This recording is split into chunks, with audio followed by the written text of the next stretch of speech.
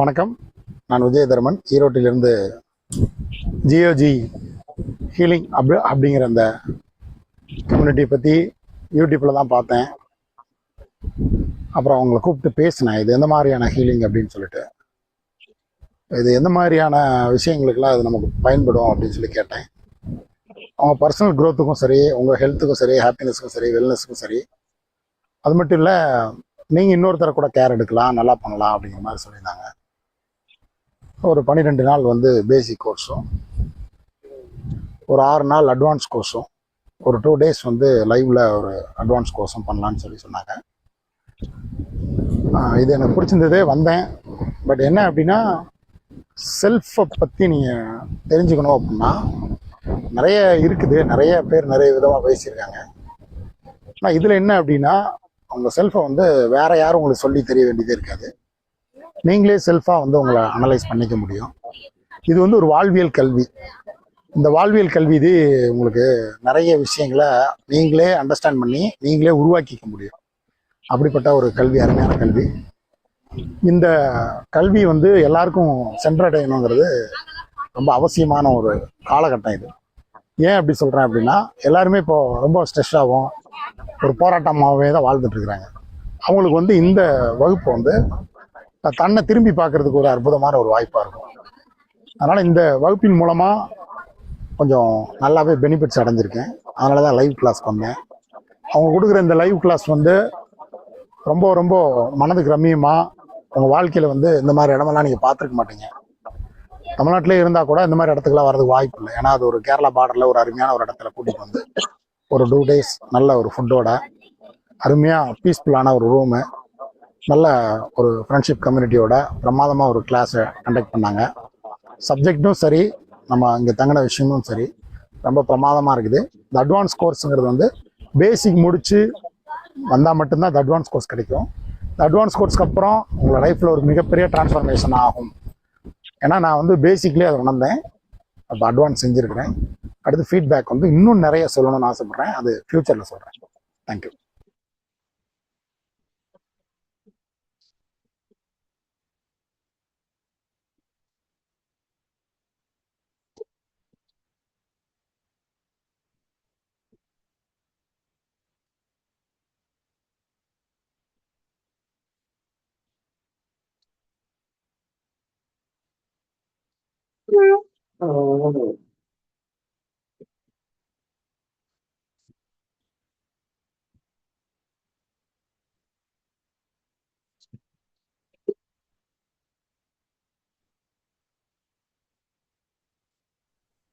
Good morning sir. வாழ்க வளமுடன்.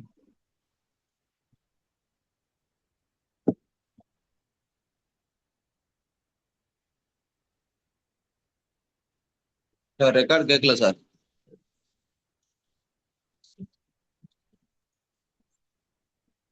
Voice வரல. வாய்ஸ் வரல சார். வாழ்க வளமுடன். வாய்ஸ் வரல சார்.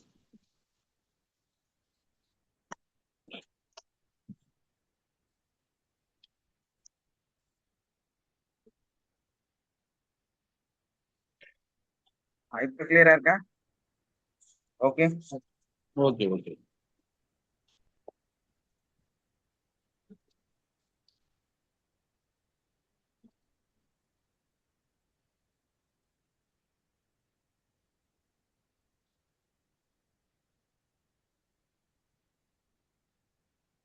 இன்னைக்கு நம்ம இந்த கிளாஸ் அட்டன் பண்ணியிருக்கிறோம். அதே மாதிரி இஎஃப்டி, எமோஷனல் ஃப்ரீடம் டெக்னிக், அந்த ஒரு வகுப்பு மிகப்பெரிய சக்தி வாய்ந்த ஒன்று. ஸோ அதுல நம்ம பலவிதமான மன ரீதியான நோய்கள், அதாவது எல்லாரும் என்ன நினைச்சிட்டு இருக்கிறாங்க அப்படின்னா, மென்டல் டிஸார்டர், அதாவது மூளையில சில நரம்புகள்ல ப்ராப்ளம் வருவதன் மூலமாக வரக்கூடிய நோய்கள் மட்டும்தான் நமக்கு நோயாக, அதாவது மனம் சார்ந்த நோய்கள் அப்படின்னு நினைக்கிறாங்க. அப்படி கிடையாது. உங்களுக்கு இருக்கக்கூடிய சளி, காய்ச்சல், தும்மல், இருமல், ஒரு சாதாரணமான தலைவலி, இது எல்லாம் கூட நம்மளோட வாழ்க்கையில உங்களுக்கு ஒரு மனநோய் தான். இந்த ஒரு நிகழ்வை, இந்த ஒரு உண்மையை தெளிவா புரிய வச்சு உங்களுடைய எல்லா நோய்களுக்கும் காரணம் உங்களுடைய மனநிலை தான். அதனாலதான் உங்களுக்கு நோய்கள் வருது. உண்மையில நோய்கள் வந்து நீங்க நினைக்கிற மாதிரி வெளியே இருந்து வர்றது கிடையாது. ஏன்னா பல வேதங்கள் வந்து நோய்கள் வந்து உங்களுக்கு உள்ள இருந்து தான் வருதுங்கிறத சொல்லியிருக்கு. ஸோ அந்த அடிப்படையில இந்த வகுப்பு அதை தெளிவுபடுத்தி திறமையா உங்களை எல்லாத்தையும் அந்த நோயிலிருந்து வெளியே வர்றதுக்கும் உங்களையே அந்த நோயிலிருந்து வெளியே வர்றதுக்கான வழிகளை வந்து செய்வதற்கும் பயிற்சி அளிக்கிறது. ஸோ அந்த மாதிரி ஒரு அட்வான்ஸ் கோர்ஸ் தான் நம்மளுடைய இஎஃப்டி எமோஷனல் ஃப்ரீடம் டெக்னிக். இன்னைக்கு வந்து நம்ம ரொம்ப சிம்பிளா நினைக்கக்கூடிய ஒரு சாதாரணமான நோய், இயற்கையின் முறையில் நம்மளுடைய குணமடையக்கூடிய வாய்ப்புண் இனி உங்க லைஃப்ல வந்து வரவே வராது அப்படிங்கிற அளவுக்கு ஒரு டாபிக். உங்க வாழ்க்கையில இந்த வாய்ப்புண் ஏன் வருது, வாயில ஒரு மவுத் அல்சர் இல்லைன்னா வந்து அந்த புண்ணுகள் வந்து ஏன் வருது, நிறைய இடையில இடையில நீங்க கஷ்டப்படக்கூடிய ஒரு சிம்பிளான ஒரு நோய். அது கொஞ்ச நாள் வரும், அப்புறமா போயிடும். டக்குன்னு ஏதோ ஒரு சூழல்ல கடுமையான வலி, தண்ணி குடிக்க முடியாது, சாப்பாடு சாப்பிட முடியாது, ரொம்ப ரிஸ்க்ல இருப்பீங்க. ஸோ இதுல நமக்கு என்ன தெரியுது அப்படின்னா, ஃபர்ஸ்ட் நம்ம வாய்ப்புண் நோய் என்னங்கிறத தெரிஞ்சுக்கணும் இல்லையா? வாய்ப்புண் நோய் அப்படிங்கிறது வந்து வர்றது வந்து ஒரு பிரதிபலிப்பு. அது வாயில ஏற்படக்கூடிய பிரச்சனை கிடையாது. ஃபர்ஸ்ட் நமக்கு அது தெரியும். ஸோ அது வந்து ஒரு ரிஃப்ளெக்டர். அதாவது உங்களுடைய இன்டர்னல், உங்களுடைய வயிற்றுக்குள்ளார உங்களுடைய லார்ஜ் இன்டெஸ்டைன், ஸ்மால் இன்டெஸ்டைன், அதே மாதிரி வந்து உங்களுடைய அப்டமன், இந்த வழிகள்ல அதுக்குள்ள ஏற்படக்கூடிய ஒரு புண்ணு, அல்சர் இல்லைன்னா லேயர் குறைபாடு, இதனால வரக்கூடியதுதான். இது எனக்கு இருக்குங்கிறத உணர்த்தக்கூடியதுதான் வாய்ப்புண் அப்படிங்கிறது. எப்படி இதோட சிஸ்டம்? இப்போ உங்களுக்கு வந்து நிறைய வேப்பமா வருது, ஸ்மெல் அடிக்குது இதுல. ஸோ வாயிலிருந்து ஸ்மெல் நார்மலா பேசும்போதே வருதுன்னா வாயில உங்களுக்கு பிரச்சனை கிடையாது. முதல்ல நம்ம நல்லா தெளிவா புரிஞ்சுக்கணும். ஆக்சுவலா வாயில ஸ்மெல் அடிச்சா பல்லு தேய்ச்சா குணமாகாது. இந்த சீக்ரெட்டை யாருக்குமே தெரியாது. நீங்க என்ன பண்றீங்க, காஸ்ட்லியா நல்ல மனம் இருக்கிற பொருளை வாங்கி வாயை போட்டு கழுவுறீங்க. ஸோ இதனால உங்க வாய் சுத்தமாயிருவா, உங்க வாயிலிருந்து ஸ்மெல் வராதா அப்படின்னா நிச்சயமா சுத்தமாகாது. அது பொய்யான ஒரு மாயை. உங்களை ஏமாத்திட்டு இருக்கிறாங்க. உங்க வாய் சுத்தமே ஆகாது. உங்க வாய் சுத்தமாகாது. இதுக்கு நல்ல ஒரு உதாரணம் சொல்லணும்னா எப்படி சொல்லலாம், ஒரு ஒரு பொருள் வந்து நம்ம உம், இப்படி வச்சுக்கலாம். ஒரு கண்ணாடிக்கு முன்னாடி நீங்க நிக்கிறீங்க. ஸோ உங்க அந்த கண்ணாடிக்கு முன்னாடி நிற்கும் போது உங்க முகத்துல இந்த இடத்துல ஒரு கருப்பு கலர்ல ஒரு கருப்பு தெரியுது. கருப்பா இந்த இடத்துல ஒரு ஃபீல் தெரியுது. அது வந்து கரி ஆயிருக்குன்னு வச்சுக்கோ. ஸோ அப்ப நம்ம வந்து என்ன பண்றோம்னா, நல்ல ஒரு துணி எடுத்து கொஞ்சம் சோப்பு எடுத்து கண்ணாடியை போய் கழுவுனோம்னா உங்க கன்னத்துல இருக்கிற அந்த கருப்பு போகுமா போகாதா?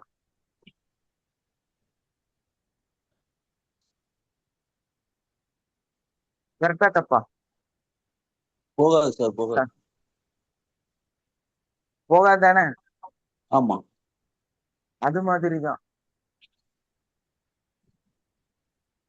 உங்களுடைய பிரதிபலிக்கக்கூடிய ஒரு இடம் தான் வாய் அப்படிங்கிறது.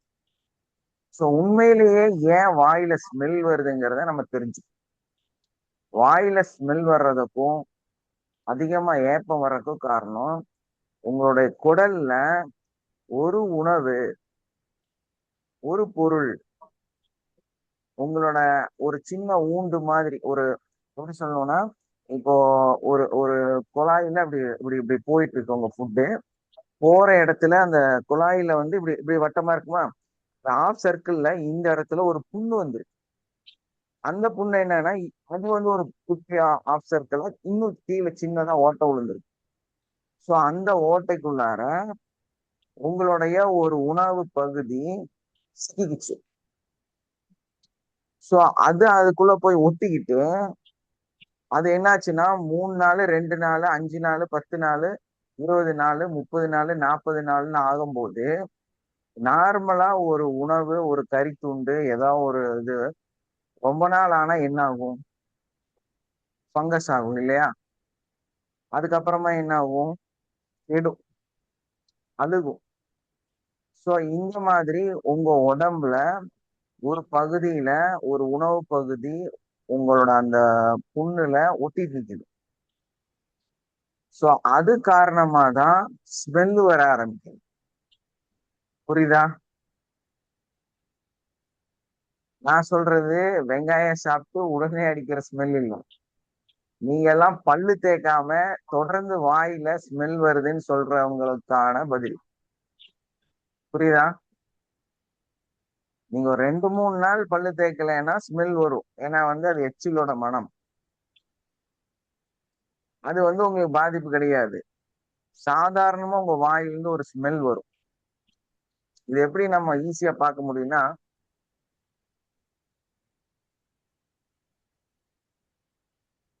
நான் பார்த்த வரைக்கும் கொஞ்சம் வயசானவங்க ஒரு 65 அந்த மாதிரி எல்லாம் வயசு 65 70 அந்த மாதிரி இருக்கிறவங்க ரொம்ப வீக்கா இருக்கும்போது டேப்லெட் சாப்பிடுவாங்க. ஸோ அந்த டேப்லெட் சாப்பிட்றவங்களுக்கு சில டைம் வந்து என்ன ஆகும்னா இந்த டேப்லெட்னால குடல்ல புண்ணு வரும். ஸோ அந்த புண்ணுல சம்டைம்ஸ் இந்த டேப்லெட்டே ஒட்டிக்கும். ஸோ அப்ப அவங்க பேசும்போது இப்ப நம்ம வந்து அவங்கள வந்து ஒரு இன்டர்வியூ மாதிரி பண்ணுவோம் இல்லையா கிளினிக்ல. ஸோ நாடி பார்க்கும்போது அவங்க வாயிலிருந்து ஸ்மெல் வரும். ஸோ இது வந்து அவங்க பல்லு தேய்க்கலையானா பல்லெல்லாம் தேய்ச்சிருப்பாங்க, இருந்தாலும் ஸ்மெல் வரும். இந்த ஸ்மெல்லுக்கு காரணம் என்னன்னா குடல்ல ஏற்பட்ட ஒரு புண்ணு. அந்த புண்ணுல ஒரு பார்ட் ஆஃப் தி ஃபுட் அது போய் அங்க ஒட்டிடுச்சு. ஸோ அது ஒட்டினாலதான் இந்த ஸ்மெல் வருது. அப்ப உண்மையிலே நீங்க ப்ரஷ் பண்றதுனால ஸ்மெல் போகாது. வயிறுக்கு உள்ள புண்ணு இருக்கு, அதுல ஒட்டி இருக்குங்கிறத காமிக்குது. இன்னொன்னு, வாய் புண்ணு ஏன் வருது அப்படின்னா குடல் பகுதியில உங்களுக்கு வந்து ஃபர்ஸ்ட் உங்க குடல் என்ன மாதிரி வேலை செய்யுதுங்கிறது நமக்கு தெரியும். நம்ம குடல் வந்து சென்சிட்டிவான ஒண்ணு. ஆனா அங்க வர்றது அசிட்டிக்கான ஒரு பொருள். பயங்கரமான ஆசிட் தான் நம்ம உடம்புல சுரக்கும். அதுவும் ஹை பவர் ஆசிட். ஒரு கறித்துண்டை 10 மணி நேரத்துல ஒண்ணுமே இல்லாம பஸ்பமா அப்படியே ஒரு பவுடர் ஃபார்ம்ல பேஸ்ட் மாதிரி கரைக்கிற வல்லமை கொண்ட ஆசிட் அங்க உருவாகும். ஸோ அந்த ஆசிட்ஸ் என்ன பண்ணும்னா மொத்த குடல்லையும் பயணிக்கும். ஸோ அப்ப என்னாச்சு? ஒரு கறிய கரைக்கக்கூடிய ஒரு திரவம் வந்து உங்க வயிற்றுக்குள்ளார சுரக்குது. ஸோ அந்த திரவம் வந்து கறி இருந்துச்சுன்னா ஓகே, கறி இல்லாம இருந்துச்சுன்னா அது எதை உங்களுக்கு அதுக்கப்புறமா அது எதை போய் கரைக்கும்?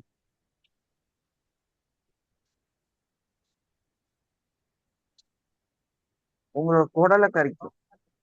இப்ப என்ன சம்பவம்னா, உங்களுக்கு பசிக்குது, சாப்பிடணும்னு தோணுது, அந்த ஃபுட்டை வந்து நீங்க அவாய்ட் பண்ணிட்டீங்க. ஃபுட் டைமை வந்து அவாய்ட் பண்றீங்க, பசி எடுத்து சாப்பிடலாம். ஸோ அப்ப என்ன ஆகுது? ஆசிட்டும் வந்துருச்சு. பசி வந்தனேவே ஐ எம் ரெடி டு நீ வந்து சாப்பிடணும், நான் வந்து சுரக்க போறேன் அப்படிங்கறத அது வந்து இண்டிகேட் பண்ணிடுச்சு. அது அதோட டைம்ல சுரக்கவும் செஞ்சிடும். ஏன்னா அப்படியே அப்படியே எரியும் இல்லையா வயிற்றுக்குள்ளார பசி வந்தோடனே. இல்ல கப கப கபன்னு ஆகும் இல்லையா? இல்லைன்னா அது வந்து சுரந்துருச்சு, ஐ எம் ரெடி, நான் வந்து உனக்காக காத்துட்டு இருக்கிறேன், நீ உணவை போடு அப்படின்னு இண்டிகேட் பண்ணிடுச்சு. நீங்க 10 நிமிஷம் ஆச்சு, அரை மணி நேரம் ஆச்சு, 1 மணி நேரம் ஆச்சு, 2 மணி நேரம் ஆச்சு, 5 மணி நேரம் ஆச்சு, சாப்பாடே கொடுக்கல. அது என்ன பண்ணும்? ஓ, இங்க என்னமோ சம்திங் ராங்கா இருக்குன்ட்டு இருக்கிற ஆசிட்டை தள்ளி விட்டுரும். இல்லைன்னா நீங்க கொஞ்சம் தண்ணி குடிப்பீங்க. அப்போ ஆசிட் கலந்த நீர் உங்களோட லார்ஜ் இன்டெஸ்டைன்லயும் ஸ்மால் இன்டெஸ்டைன்லயும் பயணிக்க ஆரம்பிக்குது. ஆனா ஆசிட் என்ன ஆயிருக்கணும்? உணவோட மிக்ஸ் ஆயிருக்கணும். அங்க இருக்கிற கறியோடையோ முட்டையோடையோ நீங்க சாப்பிட்ற அரிசியோடையோ மிக்ஸ் ஆயிருக்கணும். ஆனா அங்க மிக்ஸ் ஆகிறதுக்கு வழி இல்லாம ஹை டென்சிட்டியான ஒரு ஆசிட் உங்க குடல் வழியாக பயணிக்க ஆரம்பிக்குது. இப்ப என்ன ஆகும்? வாயு ஆட்டோமேட்டிக்கா உங்களுக்கு ஒரு பசினால ஒரு ஏப்பம் வரும் தெரியுமா? அந்த மாதிரி ஒரு ஏப்பம் அப்படின்னு வெளியே வரும். அது ஒரு மாதிரி மனத்தோட வரும். சம்டைம்ஸ் நெஞ்சுங்களை எரி. ஏன்னா அது ஆசிட்டோட வரக்கூடியது. ஸோ நம்ம பெரிய தப்பு பண்ணிட்டோம். நம்ம டைமிங்ல சாப்பிடாம விட்டோம். இவங்களுக்கு தான் அல்சர் வரும். அல்சர்னும் இவங்களுக்கு தானே அல்சர் வரும். நல்லா சாப்பிட்றவனுக்கு அல்சர் வரும். அப்போ இந்த டிராவல்ல உள்ள வந்து ஃபுல்லுமே ஒரு லேயர் ஃபர்ஸ்ட் போயிடும். என்ன ஆகும்? ஏன்னா அது ஆசிட் ஆட்டோமேட்டிக்கா சதையை கரைச்சிட்டு போகும். இது போறதே வந்து ஃபுல் ஆசிட். ஸோ போகும்போது என்ன பண்ணும்? உங்களோட அந்த மேல இருக்கிற சின்ன எனாமல் கோட்டிங் இருக்கும். உங்க குடலை பாதுகாக்கக்கூடிய எனாமல். ஏன்னா ஆசிட் தானே டிராவல் பண்ணுது. அதை பாதுகாக்கிறதுக்காக ஒரு எனாமல் வச்சிருக்கும். இவ்வளோ டிகிரி இவ்வளோ பெர்சன்டேஜ் ஆசிட் வந்து ஃபுட்டோட கலந்து வந்தா அதுக்கு பிரச்சனையே இல்லை. ஏன்னா நீங்க சாப்பாடு சாப்பிட்டீங்க, தண்ணி குடிச்சிட்டீங்க, எல்லாம் ப்ராப்பரா இருக்கு. இதெல்லாம் மிக்ஸ் ஆகி ஒரு கண்டென்ட் ரெடி ஆகி போயிடும். ஸோ அதனால 20%ஓ 10%ஓ ஆசிட் இருக்கும். அதுக்கு பாதிப்பு வராது. 80% ஃபுட் இருக்கும். குடல்ல போறனால அது இன்னும் நல்ல என்சைம்ஸ் வர்றதுக்கும் நல்லபடியா அரைக்கிறதுக்கும் சௌரியமா இருக்கும். உங்க ஃபுட்டு வந்து சரியான டூலா மாறி மோஷன் வெளியே வந்துடும். பட் இது இல்லாம வெறும் தண்ணியும் ஆசிட் மட்டும் போனா அங்க என்ன நடக்கும்? எல்லா இடத்தையும் புண்ணாக மாற்றி கொண்டே போகும். புண்ணாக மாத்தினா முதல் லேயரை உரிச்சிட்டு போகுது. ஸோ உங்களோட எனாமல் போச்சா, அந்த உள்ள இருக்கிற அதை ஃபுல்லா எடுத்துட்டு போகுது. ஸோ இது கண்டினியூ ஆக ஆக உங்க குடல்ல ஃபுல்லுமே வந்து ப்ரொடெக்டிவ் லேயரை இல்லாம. ப்ரொடெக்டிவ் லேயர் இல்லாதனாலதான் நீங்க சில டைம்ல சில காரமான சூடான உணவு சாப்பிடும்போது வயிற்றுக்குள்ளார ஒரே எரிச்சல், வலி, வயிறு அடி வயிறு வலிக்குது, மேல் வயிறு வலிக்குது, கேஸ் உள்ள டக்குன்னு உருவாக்கிக்குது. இதெல்லாம் வர்றதுக்கு காரணம் என்னன்னா உங்களுடைய அந்த அந்த உள்ள இருக்கிற இண்டஸ்ட்ரைன்ல உங்களுடைய அந்த டிராவலிங்ல வரக்கூடிய ஆசிட் பண்ற வேலை. இப்ப இதுக்கு நம்ம என்ன சொல்லலாம்? இது வந்து பெப்டிக் அல்சர் இல்லையா? இதுக்கு பேரு பெப்டிக் அல்சர். ஸோ இதுதான் ரிஃப்ளெக்ட் ஆகுது. வாய்க்குள்ளார புண்ணாக மாறி உங்களை காமிக்குது. உள்ள பிரச்சனை இருக்குது, நீ ஒழுக்கமா சாப்பிடு, ஒழுக்கமா எனக்கு வந்து சரிப்படுத்து. இந்த மாதிரி அவனோட லேயர் அவுட் ஆயிடுச்சு, இங்க வந்து ரொம்ப ஸ்மூத்தா இருக்குது, அந்த ப்ரொடெக்டிவ் லேயர் இல்லை. அப்படிங்கும்போது யாரை தடை செய்யணும்? காரமான உணவு, ரொம்ப வந்து சூடான உணவை நீங்க சாப்பிடக்கூடாது இல்லையா? இப்ப எங்க இருந்து அதை போறதை ப்ரொடெக்ட் பண்ணணும்? எங்கிருந்து நிறுத்தணும்? ஸ்டார்டிங்ல நிறுத்தணும் இல்லையா? உணவு வரக்கூடிய ஸ்டார்டிங் ஸ்டேஜ்ல நிறுத்தணும். அப்பதான் அது உங்களை கடந்து உள்ள வராது. நீங்க அப்ப என்ன பண்ணுவீங்க? மிதமான பொருளை வந்து கொடுப்பீங்க. சோ உள்ள ஒரு பாதிப்பு ஏற்பட்டுருச்சுங்கும் போது அதை நிறுத்துறதுக்கும் ப்ரொடெக்ட் பண்றதுக்கும் அதை வந்து எடுத்து சொல்றதுக்கும் தான் வந்து வாயில புண்ணு வருது. புரியுதா? சோ இப்படிதான் உங்க வாயில புண்ணு வருது. இந்த புண்ணு வந்தது இதனால வந்து உங்களுடைய உடல்ல அது அடிக்கடி வர ஆரம்பிச்சதுன்னா உள்ள பெப்சர் லெவல் அதிகமாக மாறிக்கிட்டே இருக்குதுன்னு. ஸோ அது வந்து ஃபியூச்சர்ல நீங்க அதிகமா இந்த புண்ணு வரும்போது அந்த புண்ணுக்கு மேல மருந்து கொடுக்காம தவறான பொருள்களை யூஸ் பண்ணா மவுத் கேன்சர், இப்டமல் கேன்சர், ஓனல் கேன்சர், இந்த மாதிரி வந்து பெரிய நோய்கள் வரக்கும் வாய்ப்புகள். ஸோ இதை வந்து நம்ம முழுசா குணப்படுத்துறதும் இதோட மனநிலை என்னங்கிறதும் தான் நம்மளோட இஎஃப்டி, எமோஷனல் ஃப்ரீடம் டெக்னிக்கை பொறுத்த வரையிலும் நம்ம எப்படி இதை வந்து சரிப்படுத்துறது அப்படிங்கிறது தான் நம்ம கத்துக்கணும். அப்ப அந்த இன்டர்னலா இருக்கிற பிரச்சனை என்ன அப்படின்னு நம்ம பார்க்கும்போது உங்களுக்கெல்லாம் ஒரு விஷயம், இது இது வந்து இந்த வயிறோட ப்ராப்ளம் என்ன, சரியான நேரத்துல சரியான பொருள் சரியான இடத்துல முறையாக கிடைக்கவில்லை. விசாரணம் ஒரு ப்ராப்பரான திட்ட வடிவமைப்போடு உங்களுடைய உணவு உங்களுடைய குடலுக்கு கிடைக்கல. இதான Yes, sir. Concept. Yes, sir. Balanced diet time. So அதே மாதிரிதான் உங்களோட வாழ்க்கையில சரியான நிகழ்வுகள் சரியான நேரத்துல சரியான இடத்துல முறையாக உங்க வாழ்க்கையில நடக்கிறது இல்ல.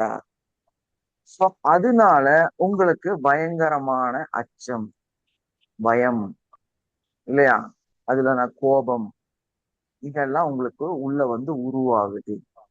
நெஞ்சு எரியுது இல்லையா, நெஞ்சு எரியுது, நெஞ்சு படபடக்குது, மனசு துடிக்குது, இங்கெல்லாம் இதெல்லாம் நடக்கும்.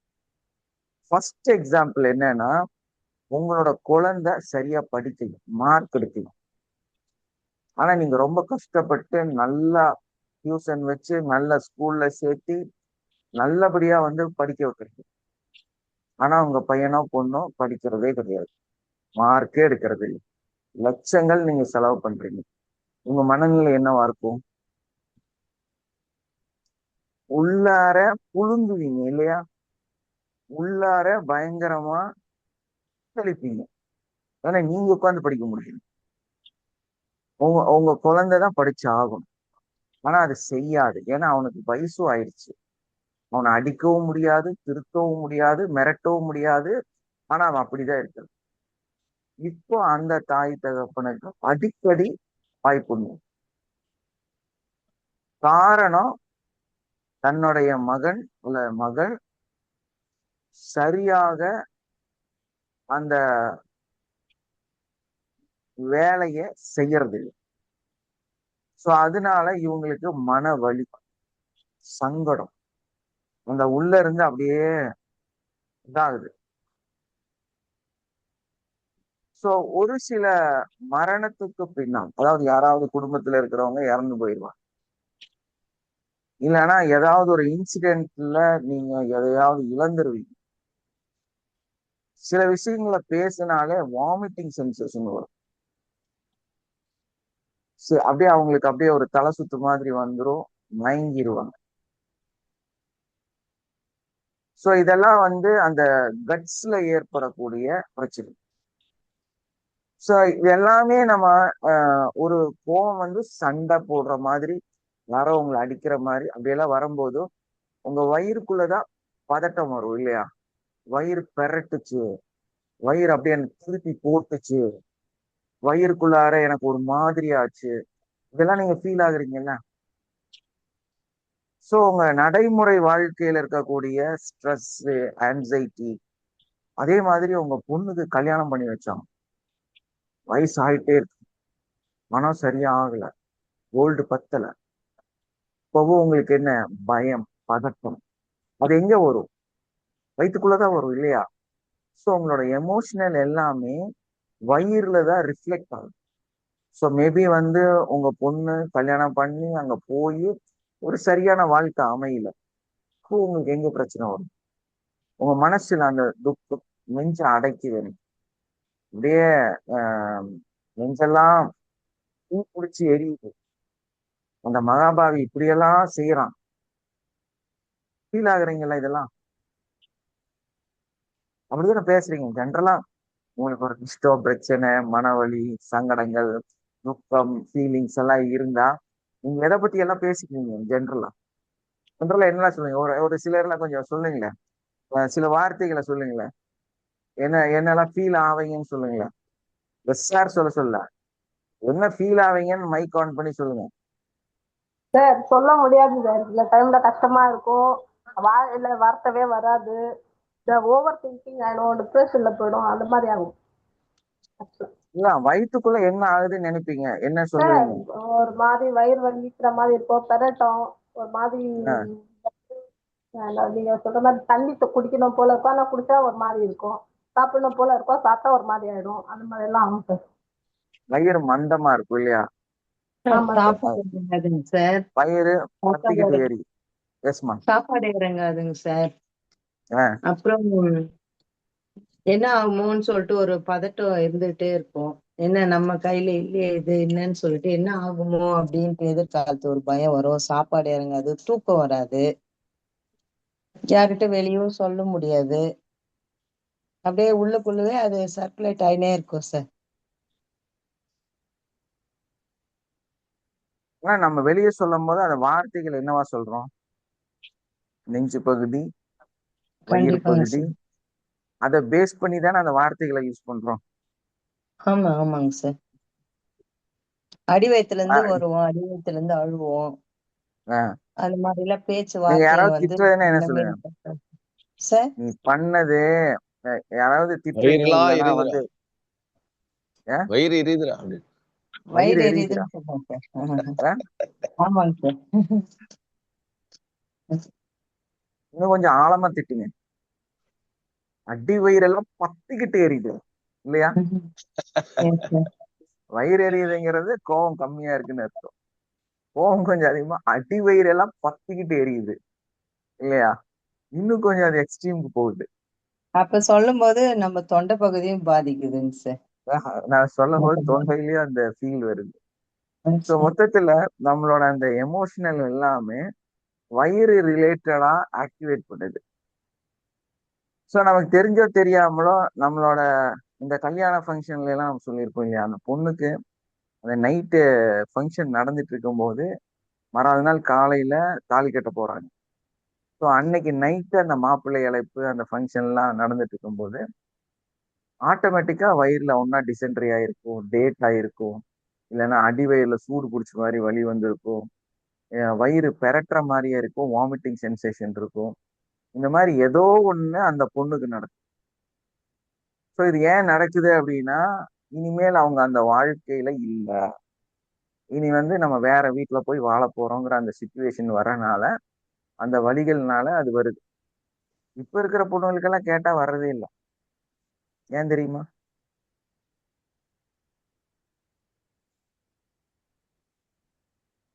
ஏன் தெரியுமா உங்களுக்கெல்லாம்? இப்பெல்லாம் 80% மேல அப்பா அம்மாவுக்கு வேலையே இல்லை. ஆல்ரெடி அவங்க எல்லாருமே கமிட்டட். ஸோ அவங்க சொல்றாங்க, நம்ம வந்து டைரக்ஷன் கொடுக்கணும், இப்போ உங்களுக்கு மரியாதை கிடைக்கும். நீங்க டைரக்ஷன் கொடுக்கலன்னா அவங்க டைரக்ட் பண்ணிட்டு போயிடுவாங்க. இப்போ அப்படி ஆயிடுச்சு உலகம். ஸோ அதனால பாவப்பட்ட ஆண் குழந்தைகளோட அப்பா அம்மா பொண்ணு கிடைக்கிறது இல்லை. ஏன்னா அப்பெல்லாம் எல்லா இல்ல, பொண்ணுமே பாவம் அதிகம். ஆல்ரெடி இல்ல அந்த பித்தம் தலைக்கு ஏறி முடியெல்லாம் கொட்டி முடியெல்லாம் நரைச்சு இதெல்லாம் பித்தத்தினால நடக்குதுங்க. பித்தத்தில் நடக்குது. இல்ல, நமக்கு இன்னைக்கு இருக்கிற நிலைமை என்னன்னா அப்படிதான். ஒரு பையனுக்கு பொண்ணு பார்த்து கல்யாணம் பண்ற சாத்தியம் இல்லை. ரொம்ப கஷ்டம், அவனுக்கு சீக்கிரமா கல்யாணம் ஆகாது. ரீசன் என்னன்னா மேக்சிமம் எல்லாமே லவ் மேரேஜாக மாறிடுச்சு.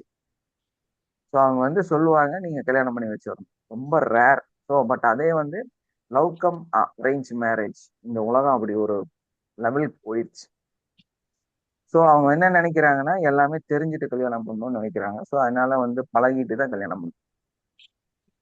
ஸோ பார்ட்னர் வந்து ஆல்ரெடி அவங்க ஒரு ஃபில்ட்ரேஷன் பண்ணி பார்த்துட்டு அதுக்கப்புறமா பெண்கள் வந்து கல்யாணம் பண்ணிக்கிறாங்க.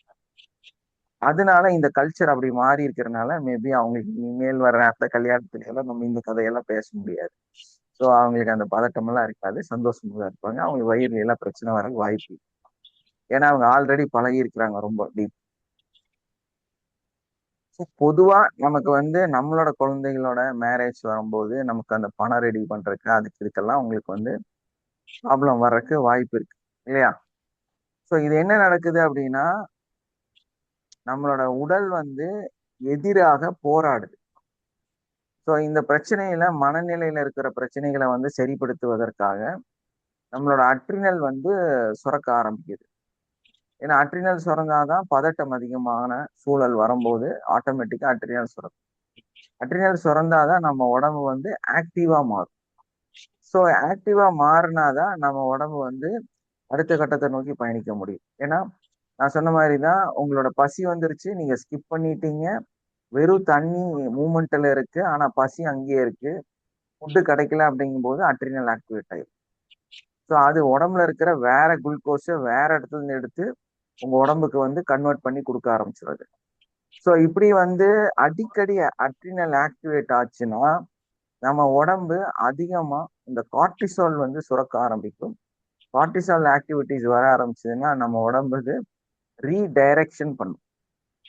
ஸோ ரீடைரக்ஷன், அதாவது வழிகளை வந்து நமக்கு கண்டுபிடிக்க ஆரம்பிக்கும். இது என்ன ஆகும்னா, நம்ம உடம்புல சில இடங்கள்ல இருக்கக்கூடிய அந்த கொழுப்புகளை இடம் மாத்தி போஸ்ட் பண்றதுனாலையும் இந்த சூழலை வந்து சமாளிக்கிறனாலையும் ஹார்ட் அட்டாக் வர்றதுக்கு பாதிப்பு இருக்கு. ஸோ இந்த நான் என்னோட கேஸ் ஸ்டடியில நான் பார்த்தது என்னன்னா, ஒருத்தருக்கு வந்து பயங்கர சிவியர் செஸ்ட் பெயின். ஸோ உடனே கொண்டு போனா இப்பெல்லாம் வந்து ஆங்கியோ பண்ணி விட்டுருவாங்க. அப்ப சிவியர் செஸ்ட் பெயின் வந்து அவரை வந்து அட்மிட் பண்ண போறாங்க, பயங்கரமா வேர்த்துட்டு இருக்கு, எல்லாமே நடந்துட்டு. ஸோ நான் அந்த கேஸ் ஸ்டடி பண்ணும்போது எனக்கு நல்லா தெளிவா புரிஞ்சிருச்சு. அவங்களோட ஊண்டு, அதாவது அந்த புண் எங்க இருக்குது அப்படின்னா, அந்த அப்டமன்ல கரெக்டா ஹார்ட் டு அப்டமனும் ஒரு இடத்துல வந்து டச் ஆகும். வயிறும் இருதயமும் ஒரு இடத்துல அப்படி பக்கத்துல பக்கத்துல வரும். ஸோ அந்த ஒரு எட்ஜில் இந்த புண்ணு வந்திருக்கு. அந்த புண்ணு கொஞ்சம் வீங்கி இருக்கு. அந்த வீக்கம் அந்த ஹார்ட்டோட பகுதியை முட்டுது. இப்ப என்ன ஆகுதுன்னா, இந்த ஹார்ட் பம்ப் பண்ணி இதாகும் போது இந்த வீக்கம் வந்து அதை போய் ப்ரெஷர் கொடுக்குது. ஸோ அதனால அடிக்கடி செஸ்ட்ல பெயின் வருது. இவருக்கு வந்து ஹார்ட் அட்டாக் வர்ற மாதிரி ஒரு சூழ்நிலை. ஸோ சிலர்லாம் சொல்லுவாங்க, அந்த மேல நெஞ்சோட இந்த பகுதியில வந்து அடிக்கடி வலி வருது, அங்க வந்து ஒரு கேஸ் ஃபார்மேஷன் வருதுன்னு. ஸோ இது வந்து என்னன்னா, நம்மளோட அந்த பகுதியில் இருக்கக்கூடிய புண்ணுனால வரக்கூடிய ஒரு பிரச்சனை. ஸோ இதுக்கு நீங்க ஆங்கியோ பண்ணா யூஸ் ஆகாது. ஏன்னா ப்ராப்ளம் வந்து அப்டமனுக்கு உள்ள இருக்குது, ஆனா வலியும் பிரச்சனையும் வர்றது ஹார்ட். ஸோ இது துடிக்கிறது, அது முட்டுறனால இதுக்கு வந்து பாதிப்பு வருது. ஏன்னா இந்த அப்டமன் வந்து அந்த இடத்துல வீங்கிருக்கு, வயிறு பகுதி வந்து வீங்கிருக்கு, வீங்கி அதுல ஒரு ப்ரெஷர் கொடுத்துட்டு. ஸோ இது புரியாம ஆங்கியோ பண்ணுவாங்க. பட் நம்ம டயக்னாஸ் பண்ணி தெளிவா சொல்லிட்டோம், அப்டமன்ல இந்த மாதிரி ஒரு புண்ணு இருக்கும், ஒரு வாரத்துக்கு நாங்க கொடுக்கறது சாப்பிட்டுங்க சரியாயிடும்னு. அந்த ஒரு வாரத்துல அவங்க கம்ப்ளீட்டா கிளியர் ஆயிடும். ஸோ இது வந்து ஹார்ட் ப்ராப்ளம் கிடையாது. ஸோ இந்த மாதிரி அவங்களுக்கு ஏன் இது வருது அப்படின்னு பார்க்கும்போது, அவங்களுக்கு கவலை, துக்கம், சங்கடம், பிரச்சனைகள். என்னோட மகள் வந்து ஏதோ சம் ப்ராப்ளத்துல மாட்டிட்டாங்க, ஸோ அதனால அவங்க அப்பா ரொம்ப ஸ்ட்ரெஸ் ஆகி ஒரு மாதிரி ஃபீல் ஆகி சாப்பிடாம இப்படியெல்லாம் இருந்திருக்கிறாரு. ஸோ இப்படிதான் ஒரு 80% நிறைய பேர்த்துக்கு ஹார்ட் ப்ராப்ளம் எல்லாம் வருது. ஸோ நம்ம இதை புரிஞ்சுட்டு எங்க நமக்கு பிரச்சனைங்கிறதையும் என்ன மாதிரி சிம்டம் நமக்கு காமிக்குதுங்கிறதையும் நம்ம அனலைஸ் பண்ணிட்டு நம்மளுடைய உடல்ல எப்படி இருக்குது. ஏன்னா நம்ம மூளையோட இன்னொரு மூளை அப்படிங்கிறது தான் இந்த கட்ஸ். இந்த கட்ஸுங்கிறது வந்து நம்மளோட வயிறு. வயிறு வந்து நம்ம உடல்லே வந்து ரிட்டன் ஆர்டர் போடக்கூடியது. உங்க உடம்புல இருக்கிற எல்லா உறுப்புமே என்ன பண்ணும் அப்படின்னா, மூளை என்ன சொல்லுதோ அதை கேட்டுட்டு செய்யும். ஆனா இந்த வயிறு மட்டும்தான் ரிவர்ஸ்ல நீ இதை எனக்கு குடுன்னு சொல்லும். எப்படி? நீ எனக்கு, அதனாலதான் அதுக்கு பேர் கட்ஸ், இரண்டாம் மூளைன்னு சொல்லுவாங்க. அதனாலதான் அதுக்கு பேர். அதாவது இது ரிவர்ஸ்ல மூளைக்கு ஆர்டர் கொடுக்கும், நீ இந்த வேலையை எனக்காக செய்யன்னு சொல்லும். ஆனா மூளை தான் நீ இந்த வேலையை செய்யன்னு மொத்த பாடிக்கும் சொல்லிட்டு இருக்குது. ஆனா இது வந்து சஜஷன் கொடுக்கும், இதனால இதாயிருக்கு, இதனால இது இருக்கு, நீ இதுக்கு இதை செய்யன்னு சொல்லி சஜஷன் கொடுக்கறதுனாலதான் இதை வந்து இரண்டாவது மூளைன்னு சொல்றாங்க. ஸோ இதோட ஆர்டர்ஸ் வந்து ப்ராப்பரா மூளைக்கு போய் நம்ம பாடி கன்வெர்ட் பண்ணலைனாலும் பிரச்சனை வரும். அப்படின்னா என்ன அர்த்தம்?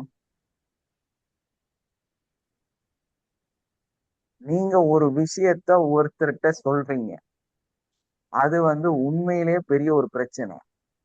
உங்க வீட்டுக்காரம்மா உங்களை மதிக்கல, யாருமே உங்க காது கொடுத்து கேட்கல, அதனால ஒரு பெரிய பிரச்சனை வந்துருச்சு. அதுல நீங்க கஷ்டப்படுறீங்க. இப்படி ஆனா உங்களுக்கு ஹார்ட்லயும் ப்ராப்ளம் வரலாம், உங்க வயிறுலயும் ப்ராப்ளம் வரலாம், நீங்களும் ரொம்ப நோய்வாய்ப்படலாம், இறந்தே போயிடலாம். இது எல்லாத்துக்கும் காரணம் என்னன்னா உங்க வயிறு தான். ஏன்னா உங்களை மதிக்காம நிராகரிச்சுட்டாங்க. பிரச்சனை புரிஞ்சிச்சா? மனநிலை என்னன்னு புரியுதா? நிராகரிக்கப்பட்டவர்களுக்கு வயிறுல பிரச்சனை வரும். அப்படிதானே?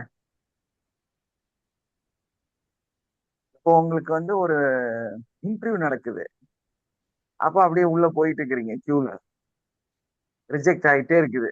ரிஜெக்ட் ஆனவங்க வெளியே வந்து பாப்பா கண்டதெல்லாம் கேட்கறானுங்க அப்படின்னு சொல்லிட்டு போறாப்புல. நீங்க பக்கத்துல போயிட்டே இருக்கிறீங்க. உங்க வயிறு என்னவாகும்?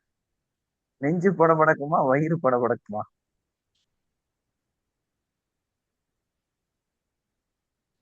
வயிறு உபுசாகும் இல்லையா?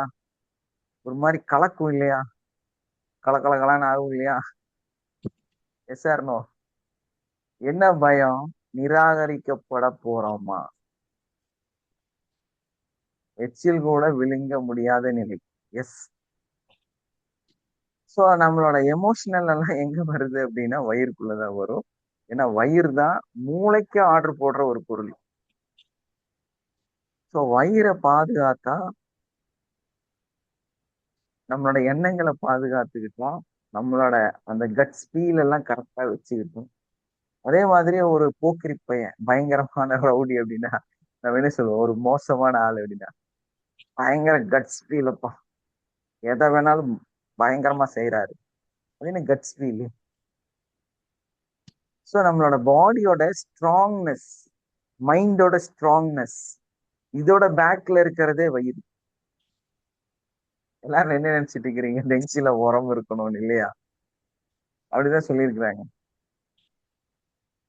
சொல்லுவாங்கல்ல, நெஞ்சில உரம் இருக்கணும், அப்ப தப்பா நீங்க எதையாவது செய்ய முடியும். ஏன்னா அந்த அந்த வயிறு வந்து அதை சார்ந்தது. ஸோ நம்ம வந்து ஒரு ஸ்ட்ராங் மேனா, ஸ்ட்ராங் ஹெல்த்தி பாடியா நம்ம இருக்கணும்னா நம்ம உடலும் உடலும் அந்த வயிறும் சூப்பரா இருக்கணும். ஸோ அப்பதான் வந்து நம்ம எதையும் இப்படி ஹேண்டில் பண்ணக்கூடியவங்களா இருக்கும். ஸோ அதனால ஓரளவுக்கு நல்லா சாப்பிட்றவங்க, இந்த மாதிரி எல்லாம் செய்யறவங்க பாத்தீங்கன்னா நல்லா சாப்பிடுவாங்க.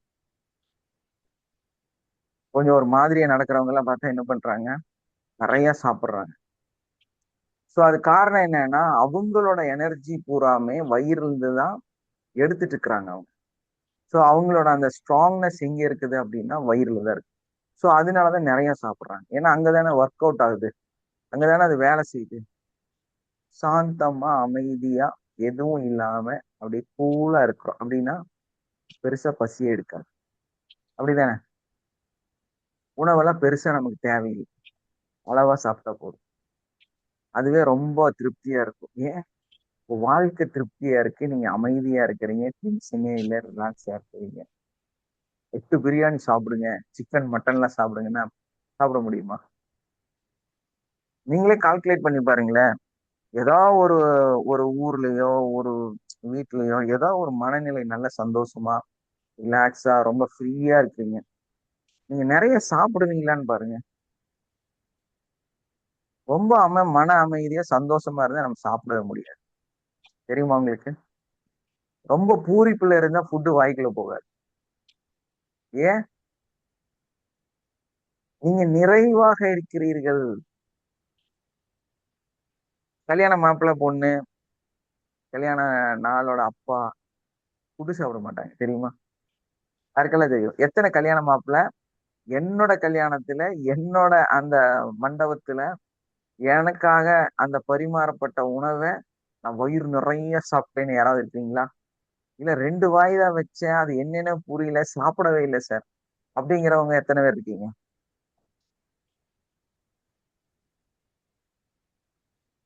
எத்தனை பேர் இருக்கிறீங்க இங்க? அந்த மாதிரி டைம்ல யாருமே ஒழுங்கா சாப்பிட மாட்டாங்க சார். சாப்பிட்டது இல்ல, நாங்களும் சாப்பிட்டது இல்ல, இப்ப யாரும் சாப்பிட மாட்டாங்க சார். ஏன்னா ஜூஸ்னா கூட ஏதோ கொஞ்சம் சாப்பிடுவாங்களே சார் தவிர சாப்பாடு சாப்பிட முடியாது என் சார். பொண்ணு கல்யாணத்துலயும் அப்படிதான் சார். என்ன ஐட்டம்ஸ் நிறைய இருந்தது, என்ன சாப்பிட்டோன்னு நம்மளுக்கு மைண்ட்ல அது நிக்கவே இல்லை. எல்லாரும் சொல்லிதான் தெரிஞ்சது என்ன ஐட்டம் போட்டாங்க. அப்படியா, நான் சரியாவே சாப்பிடல, அப்படிதான் சொல்லிட்டு இருந்தோம். சாப்பிட முடியாது. ஏன்னா அவங்க வயிறு அங்க ஆக்டிவ் ஆகுது. ஏன்னா அதுலதான் எல்லா ஃபீலிங்ஸுமே இருக்குது. சந்தோஷம் இருக்குது, பதட்டம் இருக்கு, அதுல கோபம் இருக்கு, எதிர்பார்ப்பு இருக்கு, எல்லாமே அங்கதான் நிக்குது. அன்னத்து நாள் ஒருத்தருக்கும் ஒரு மைண்ட் செட் அன்னைக்கு. அவங்க 2 பேரும் பூரிப்புல இருப்பாங்க. நெக்ஸ்ட் என்ன நடக்க போகுது, என்ன நடக்க போகுது, அவங்க வாழ்க்கையோட அந்த துவக்கம் என்னவா இருக்கும். அவங்களுக்கு இந்த உலகமே டோட்டலா பிளாக் அவுட். அவங்க 2 பேரும் அவங்க 2 பேர்த்த மட்டும் தான் சிந்திச்சுட்டு இருப்பாங்க. Yes, sir. சோ அந்த சந்தோஷத்துல இருக்கிறதுனால அவங்களுக்கு இது தேவையே இல்லை. ஏன்னா ஆல்ரெடி எனர்ஜெட்டிக்கா இருக்கிறாங்க. அந்த ஒரு டச் பல கோடி ரூபாய்க்கு விலை இருக்கு. இப்பெல்லாம் கல்யாணம் பண்றவங்க ஃபுல்லா லவ் பண்ணி நாள்லாம் இதாயிட்டு தான் கல்யாணம் பண்றாங்க. நான் சொல்றேன் ரியலா வந்து அந்த இதோட ஃபர்ஸ்ட் அந்த மேடையில நின்று அந்த பொண்ணை அப்படி பாக்குறது, அந்த அந்த இடத்த சொல்றேன். இந்த ஒரு ரியாலிட்டியான அந்த அந்த ஃபீலிங்ஸை சொல்றேன். ஸோ அதுல வந்து பாத்தீங்கன்னா நிச்சயமா அவங்களுக்கு ரொம்ப எதிர்பார்ப்புகள் எல்லாமே இருக்கு. ஸோ அதோட ஒரு சுகத்துல அவங்க அந்த நிறைய மாப்பிள்ளைகிட்ட போய் எத்தனை பேர் யாரெல்லாம் கல்யாணத்துக்கு வந்தாங்கன்னு கேட்டா தெரியாது. ஆனா வர எல்லாத்திட்டையும் கையை கொடுத்து எல்லாம் வாங்கி வாங்கி அடிக்க வச்சிருப்பா, கிஃப்ட் எல்லாம் வாங்கி ஒருத்தரை கூட ஞாபகம் இருக்காது இல்லையா?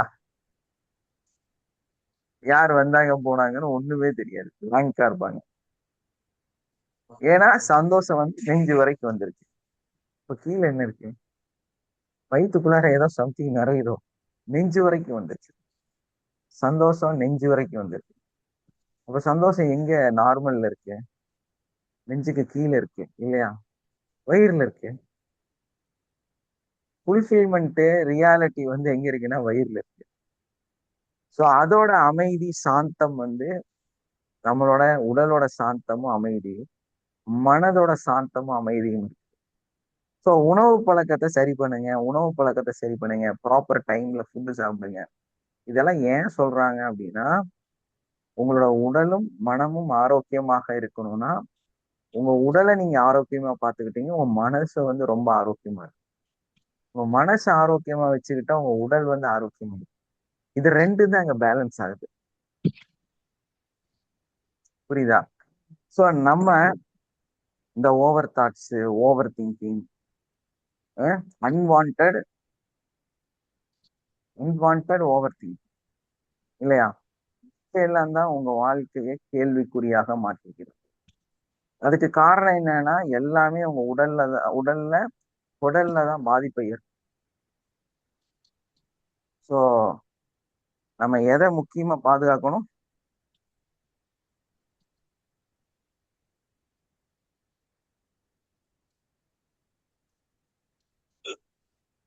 மனசை பாதுகாக்கணும், வயிற்று பாதுகாக்கணும் சார். ஸோ இதுல வந்து சில சில நபர்களுக்கு இதை சார்ந்து சில நரம்பு பிரச்சனைகள் இருக்கு. அந்த பிரச்சனை என்ன அப்படின்னா, சரியான தூக்கம் இல்லைன்னா ஆட்டோமேட்டிக்கா நமக்கு என்ன ஆகும்? கொரட்டை வரும் இல்லையா? அதே மாதிரிதான் குரூப் அப்படின்னா நம்ம பல்லு கடிக்கிறது, அந்த நோய்க்கு பேர் அது. ஸோ இது வந்து ஒரு கெமிக்கலோட இல்லைன்னா ஒரு விட்டமினோட பற்றாக்குறை. ஒரே நிமிஷம் அப்படியே லைன்ல இருங்க.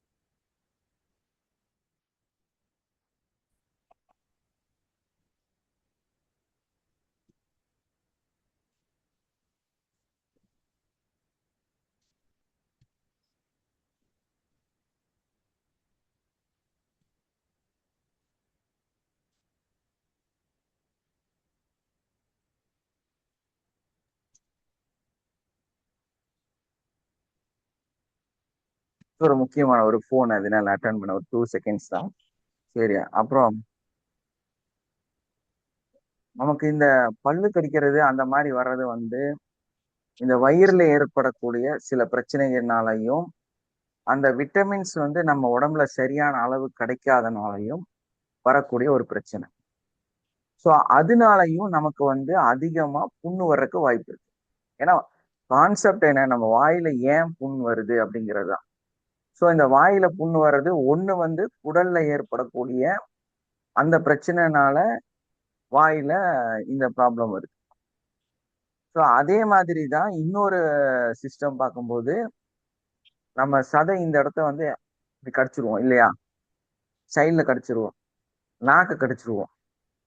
அதே மாதிரி பல்லு தூங்கும் போது கர கர கர கர கரன்னு பல்ல போட்டு கடிச்சிட்டு இருப்போம். ஸோ இதெல்லாம் வந்து பொட்டாசியம், மெக்னீசியம், அந்த மாதிரி கால்சியம் ரிலேட்டடான சில டெஃபிஷியன்சினால நமக்கு உடல்ல வரக்கூடிய பிரச்சனை.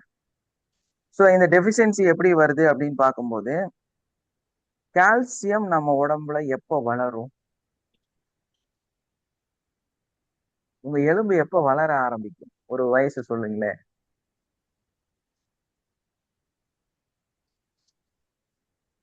1.5 வயசு சார், 1.5. 1.5 வயசு, ஒரு சார் 14 வயசு, வயித்துல 18. பூச்சி இருந்தா கூட பல்லு கடிப்பாங்க சார். எஸ், அது வந்து பெருசா ரேர். அந்த சிண்ட்ரம் வந்து எனக்கு தெரிஞ்சு, நான் என்னோட எக்ஸ்பீரியன்ஸ்ல வயிறுல வேர்ம் இருக்கிறனால பல்லு கடிக்கிறாங்களாங்கிறது எனக்கு தெரியல. நான் ஆமா சார். பார்க்கவும் இல்லை அப்படி. இல்ல, ஒரு வாட்டி டாக்டர்ஸ் தான் சொல்லியிருக்காங்க, வயித்துல ஏதாவது அந்த புழு அந்த மாதிரி இருந்ததுன்னா நைட்ல தூங்கும் போது பல்லு கடிப்பாங்கன்னு, தூக்கத்துல. மேபி இருக்கலாம். ஏன்னா வந்து அந்த வேர்ம்ஸ் வந்து உங்களோட ஃபுட்டஸ் வந்து சாப்பிடும். வேர்ம்ஸ் என்ன பண்ணும், ஜென்ரலா வேர்ம்ஸ் என்ன பண்ணும்னா நம்ம சாப்பிட்ற சாப்பாட்டை கம்ப்ளீட்டா அது சாப்பிடும். ஸோ அதனால பசங்களுக்கு என்ன ஆகும்னா அடிக்கடி பசி எடுத்துக்கிட்டே இருக்கும், கேப் விட்டு பசி எடுக்கும். இப்பதான் சாப்பிட்டுருப்பாங்க, கொஞ்ச நேரத்துல திரும்ப பசிக்குதுன்னு சொல்லுவாங்க. ஸோ அதே மாதிரி நைட்டு 7 மணிக்கு கரெக்டா அந்த பின்னாடி அனுஸ்ல அது வந்து குட்டி போட்டு போகும். ஆக்சுவலா வந்து வேர்ம்ஸ் பத்தி பேசணும்னா பெருசா பேசலாம். வேர்ம்ஸ் வந்து என்ன பண்ணுவோம்னா சாயந்தரம் 7 மணிக்கு கரெக்டா குட்டி போடுறதுக்காக வெளியே வரும். வந்து அந்த எட்ஜில் வந்து குட்டி போட்டுட்டு உள்ள போயிடும். ஸோ அந்த குட்டியெல்லாம் வந்து அதுக்கு அடுத்த ஒரு 1 ஹவர்ல குஞ்சு பிரிஞ்சிரும். அதுக்கப்புறமா அது திரும்ப உள்ள போயிடும். இது வந்து அந்த முட்டையிலிருந்து வெளியே வந்து இது வந்து திரும்ப உள்ள போயிடும். உள்ள போய் நிறைய புழுக்களாக மாறி. இதெல்லாம் தெரியுமான்னு தெரியல உங்களுக்கு. ஏன்னா நாங்க அப்படிதான் அப்பாயின்மெண்ட் கொடுத்துட்டு வந்தோம். என்ன பண்ணுவோம்னா கரெக்டா 7 மணிக்கு அந்த பேஷண்ட்டுக்கு வந்து உட்கார வச்சு ஓபன் பண்ணி பேக் சைட்ல வேப்பெண்ணை வச்சு அங்க 2 சொட்டு வேப்பெண்ணை வச்சு கொடுத்துருவோம். ஸோ என்ன ஆகுனா வந்ததும் வெளியே வந்துடும். ஏன்னா அதுக்கு அந்த இடத்துல வந்து நிக்க முடியாது. அப்போ பெரிய புழு இருக்கும், ஒரு 3 இன்ச்சு 4 இன்ச்சு, சம்டைம்ஸ் வந்து 1.25 அடி 1 அடி எல்லாம் இருக்கும். ஸோ அது நம்ம கையில பிடிச்சிடலாம், பிடிச்சி அப்படியே உருவி எடுத்துருவோம் வெளியே. அதே மாதிரி அந்த தாய் வந்து வெளியே எடுத்துட்டோமா, ஸோ அதே மாதிரி வெளியே குட்டி போட்டதும் வேப்பெண்ணெய் வைக்கிறதுனால இறந்து போயிடும். ஸோ இப்படி வேர்ம்ஸ்க்கு நம்ம ட்ரீட்மெண்ட் பண்ணுவோம்.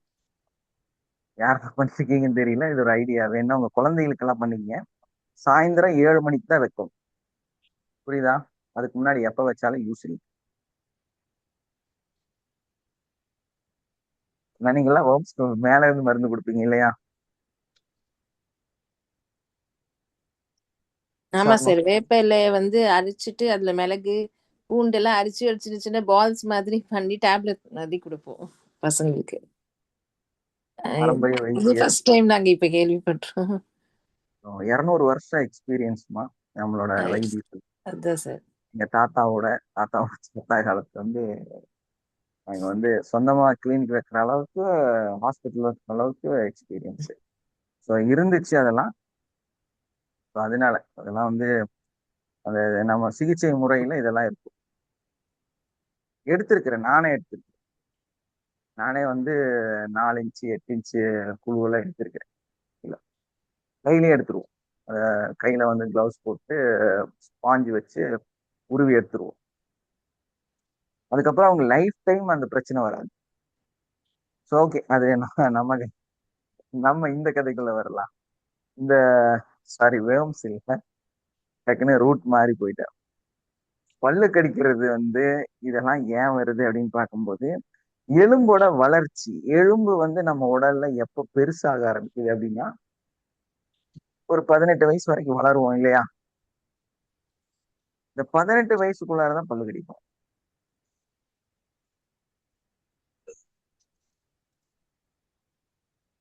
உங்களுக்கு ரியலா வந்து உங்க வாழ்க்கையில ஒரு சைல்ட்ஹுட் ட்ராமா இருக்கு. அந்த 18 வயசை பத்திய சிந்தனையோ, அதுக்கு கீழே இருக்கக்கூடிய மனநிலையோ, கவலையோ, துக்கமோ உங்களுக்கு வந்தா இந்த இந்த சைடுல இது கடிச்சிருவீங்க. பல்லு கடிக்கிறது நடக்கிறத விட இந்த சைடு எக்குற கடிக்கிறது உங்களுக்கு அடிக்கடி நடக்கும். நாக்கு கடிக்கிறது நடக்கும். ஸோ இது நடக்கிறதுனால இது ஏன் நடக்குது, என்ன நடக்குதுன்னு பார்த்தா, ஆக்சுவலா இது வந்து ஜென்ரலா நீங்க நாக்கு கடிக்கவோ இது கடிக்கவோ கிடையாது. உங்க மனநிலையில ட்ரிகர் ஆகுது. உங்களோட சைல்ட்ஹுட் ட்ராமா வந்து ட்ரிகர் ஆகுது. அது வந்து உங்களுக்கு ஒரு சில சலனத்தையும் பிரச்சனையும் உங்க மனசுல கொடுக்குது. ஸோ அதனாலதான் உங்களை அறியாம அந்த சிந்தனை வரும்போது கடிச்சிடுவீங்க. ஏன்? நம்ம பல்லு வளர்ந்தது, நம்ம உடல் எலும்புகள் வளர்ந்தது, எல்லாம் நடந்தது எப்போ? அதுல தப்பு சரி எல்லாமே நடந்தது எப்போ?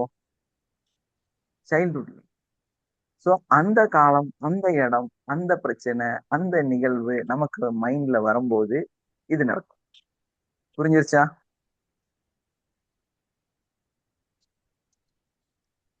ஸோ வாய்ப்புன்னு சப்ஜெக்ட்ல இந்த 2 விஷயம் நமக்கு முக்கியமா தெரிஞ்சுக்கணும். ஒன்னு சைல்ட்ஹுட் ட்ராமா, இன்னொன்னு ஃபியர். Fear about future. என்ன ரீசன்? Fear about future. வாழ்க்கையை பத்தியும், குழந்தைகளை பத்தியும், குழந்தைகளோட வாழ்க்கையை பத்தியும் நமக்கு இருக்கக்கூடிய அச்சம், பயம் இதெல்லாம் தான் வந்து நம்மளுடைய மனசுல அலட்டலை ஏற்படுத்தும் பொழுது வயிறுல ப்ராப்ளங்கள் ஏற்பட்டு அது மூலமா நம்மளோட நாக்குல புண்ணாக மாறியிருக்கு. ஸோ அப்புறம் இன்னொரு வகையில எப்படி வரும்? பான், குட்கா இதெல்லாம் வந்து எக்ஸ்டர்னல். இதுக்கு அதுக்கு சம்மந்தம் இல்லை. புரியுதா? நல்லா வந்து பீடாவா போட்டு எல்லாம் புண்ணானதுக்கு அப்புறம், சார் என்னோட கட்ஸ் ஃபீல்ல ஏதோ பிரச்சனை இருக்குன்னு சொன்னா அப்படியெல்லாம் இல்லை. அதுக்கு இதுக்கு சம்பந்தம் இல்லை. இது வந்து நீங்க எக்ஸ்டர்னலா உங்க வாயில வரக்கூடிய பிரச்சனை.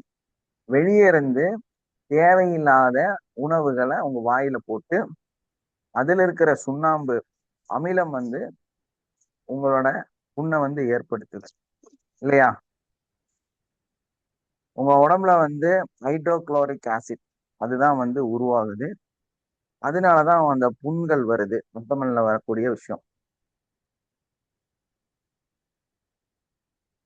ஸோ அந்த ஆசிட்டோட லெவல் அதிகமாகும் போது அல்சர் வருது.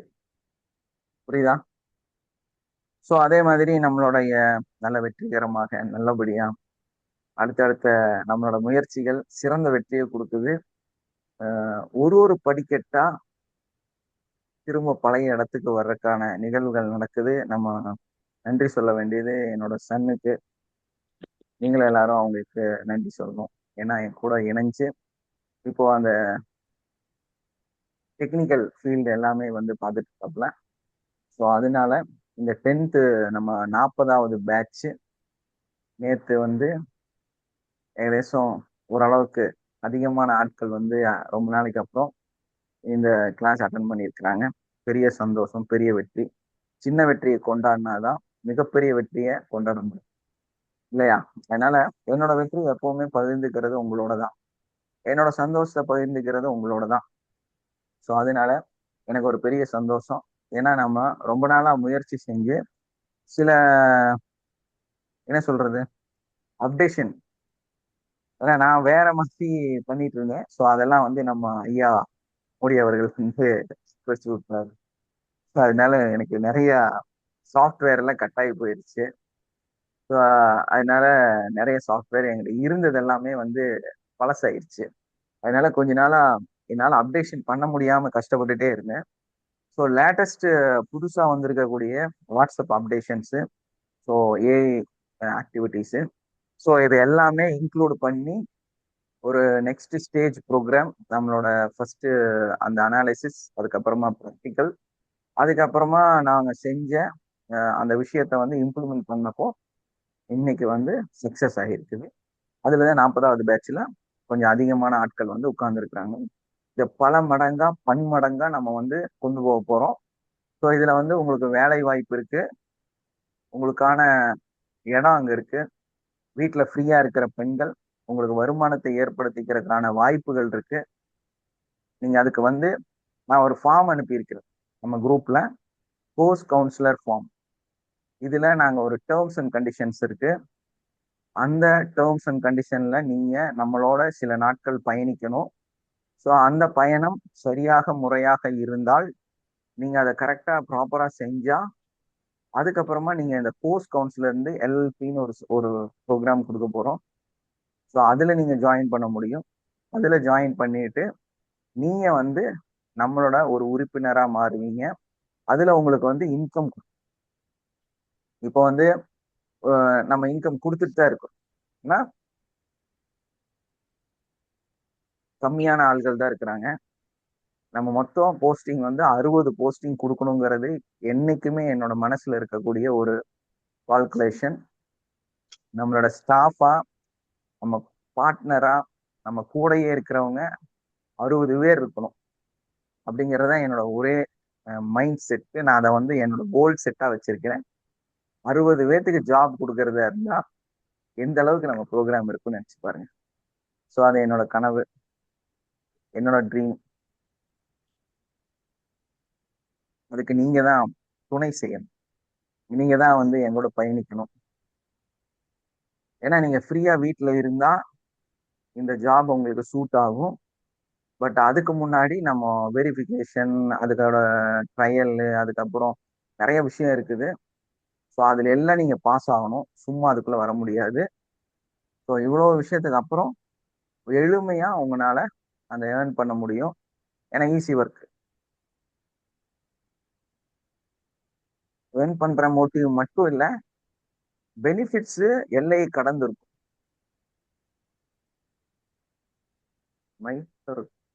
புரியல சார் எனக்கு.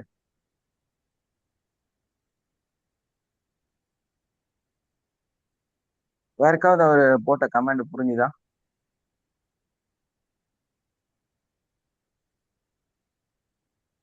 படிச்சிட்டீங்களா சேட் பாக்ஸ்ல? சார் நீங்க உங்க வாய்ஸ்ல சொல்லிருங்க, அது என்னன்னு எனக்கே புரியல. வணக்கம், வாழ்க வளமுடன். இல்ல, நீங்க உங்க மகன் வந்து உங்களுக்கு ஹெல்ப் பண்ணாங்கன்னு சொன்னீங்க இல்லையா, அதனால உங்களுக்கும் உங்க மைந்தருக்கும் வாழ்த்துக்கள்னு போட்டிருந்தேன். அது கொஞ்சம் வேர்டு மாறிடுச்சு. அது வேடிங் தப்பாயிடுச்சு. மறைந்திருக்குன்னு வந்துருச்சு. மைந்திருக்குன்றது வேற ஒண்ணு. மைந்தருக்கு மறைந்திருக்கு. நல்வாழ்த்துக்கள் ஜி. Thank you thank you. ஏன்னா நம்மளே ஆல்ரெடி குடும்பம் தான், எல்லாருமே வந்து நம்மளோட சகோதரிகள், எல்லாருமே நம்ம சகோதரர்கள், எல்லாரும் சேர்ந்தா நம்ம இதுல பயணிக்கிறோம். ஏன்னா இது வந்து சும்மா நான் உங்களுக்கு கிளாஸ் எடுக்கிறேன் அவ்வளவுதான். காலையில எந்திரிச்சா நம்ம எல்லாம் வந்து உட்கார்ந்து பேசிக்கணும் இல்லையா? Mind relaxation. நம்மளை பார்க்கும் போது உங்களுக்கு ஒரு சந்தோஷம், உங்களை எல்லாம் நான் பார்த்து பேசும்போது எனக்கு ஒரு மைண்ட், எல்லாத்துக்கும் வந்து ஒரு சந்தோஷம் இல்லையா? ஸோ நம்மளும் நம்ம ஒரு டீம்ல இருக்கிறோம், நம்ம எல்லாத்தையும் சந்திக்கிறோம். ரியல் அதுதான். ஆனா நம்ம வந்து அதை ஒரு போர் அடிக்காம கொண்டு போகணுங்கிறதுனால டெய்லி ஒரு கான்செப்ட் வச்சு கொண்டு போயிட்டு. ஸோ ஒரு கம்யூனிகேஷன்ல நம்ம இருக்கும்போது தான் அந்த பொருளை பத்தி நம்ம கொஞ்சம் வேல்யூவா நினைப்போம். அதனால அதை ப்ராக்டிஸ் பண்ணுவோம். ஏன்னா ஒரு உந்துதல் இருக்குல்ல, இங்க வந்தா ஏதாவது கிடைக்கும், ஏதாவது தெரியும். அதுக்கெல்லாம் நம்ம சேர்த்துதான் இந்த கிளாஸஸ் எல்லாம் நடத்துறோம். ஏன்னா நமக்கு ஒரு டச்ல இருந்தாதான் நம்ம அதை வந்து கரெக்டா ப்ராக்டிஸ் பண்ணுவோம். ஸோ அந்த அடிப்படையிலையும் இதோட நாலேஜும் அதே மாதிரிதான். இது வந்து ஒரு பெரிய புத்தகம், நினைக்கிற மாதிரி இல்லை இந்த இஎஃப்டி அப்படிங்கிறது. ஏன்னா இதோட பார்வை வேற, இந்த உலகத்தோட பார்வை வேற. ஏன்னா இந்த உலகத்தோட பார்வை நம்மளை அடிமைப்படுத்திருக்கு, இது வந்து நம்ம சுதந்திரத்தை நோக்கி நடக்கும். ஸோ இந்த ரெண்டுக்கும் கான்செப்ட் வேற இருக்கிறதுனால இதுல நிறைய முரண்பாடுகளை வந்து எடுத்து சொல்லுது. ஸோ முரண்பாடுகளை உடைக்குது. ஸோ அதனாலதான் வந்து நம்ம இதை வந்து ஒரு 12 நாள் கிளாஸ்ங்கிறது வந்து அது ஒரு ஃபண்டமெண்டல் நீங்க புரிஞ்சுக்கிறதுக்காக. அதுக்கப்புறம் இதோட ஸ்டோரிஸ் நீங்க கேட்க கேட்க கேட்க தான் இந்த உலகத்துல நீங்க வந்து வேற மாதிரி மனநிலைக்குள்ளாரே போயிருவீங்க. ஒரு மல்டி பில்லியனர் ஒரு எங்க ஊர்ல கதை சொல்ல டைம் ஆயிடுச்சு, 8 ஆயிடுச்சு, சொல்லுங்க 20 இங்க வந்து ஏபிடி நீங்க எல்லாம் கேள்விப்பட்டிருப்பீங்க இல்லையா, ஆனமலை மோட்டார்ஸ். அதே மாதிரி வந்து ஏபிடி கேள்விப்பட்டிருப்பீங்கல்ல, ஏபிடி டிரான்ஸ்போர்ட் இருக்கு, ஏபிடி இது இருக்குது. அதே மாதிரி ட்ரூ வேல்யூ, அதெல்லாம் வந்து நீங்க கேள்விப்பட்டிருப்பீங்க. ஸோ இதெல்லாம் வந்து எங்க கோயம்புத்தூரை சார்ந்த பொள்ளாச்சியில் இருக்கக்கூடிய மகாலிங்கம் அப்படிங்கிற கம்பெனியோட ஓனரோடது. ஸோ அவங்க வந்து ஒரு பெரிய குடும்பம், அண்ணன் தம்பி எல்லாருமே. அண்ணனுக்கு 80 வயசு 90 வயசு, அதுக்கப்புறம் தம்பிக்கு 80 வயசு. இப்போ அந்த நிலைமையில இருக்கிறாங்க. அதுக்கப்புறம் குழந்தைங்க பேர குழந்தைங்க எல்லாத்தையும் ஒரே லெவல்ல ட்ரெயின் பண்ணி கொண்டு போயிட்டு இருக்கிறாங்க. ஸோ அவரு சொன்ன கதை தான் அந்த ட்ரெயின் கதையெல்லாம் நான் சொல்லியிருக்கேன். ஸோ அவங்களோட மனநிலை, அந்த ரிச்னஸ் எப்படி இருக்கணும், ரியலா வந்து ஒரு மனிதன் வந்து எப்படி நடந்துக்கணும் அப்படிங்கிறதையெல்லாம் வந்து அவர்கிட்ட இருந்தும் நான் நிறைய அவர் பேட்டி பார்த்து கற்று வச்சிருக்கேன். ஸோ அதெல்லாம் வந்து இந்த இஎஃப்டி வந்து பல இடங்கள்லயும் சொல்லுது. ஸோ நம்ம எப்படி வந்து நம்மளோட பிஹேவியரை மாத்தினா நம்ம உண்மையிலே ரிச்சாக மாற முடியும், நம்ம வாழ்க்கையை சரி செய்ய முடியுங்கிறது தான் இந்த கான்செப்ட். ஸோ இதை ஒரு நாள்ல சொல்லி முடிச்சிட முடியாது, ஒரு சப்ஜெக்ட்ல முடிச்சிட முடியாது. ஏன்னா நீங்க நடைமுறை வாழ்க்கையில அந்த இடத்துக்கு வரும். அப்போ உங்களோட ஒரு ஒரு நாளோட ஒரு சின்ன சின்ன செயல்பாடு, சின்ன சின்ன செயல்பாடு, ஒரு ட்ரெஸ் கோடு மாத்துறது, ட்ரெஸ்ஸோட பிராண்ட் மாத்துறது, செப்பலோட, ஏன்னா உலகத்திலேயே வந்து உங்களோட மதிப்பை யார் சொல்லுவா தெரியுமா? உங்களோட செருப்பு தான் சொல்லும். நீங்க யாருங்கிறத உங்க செருப்பு தான் சொல்லும். யாருக்கு அதை மெயின்டைன் பண்ண தெரியலையோ நீங்க எப்பவுமே ரிச் ஆக முடியாது.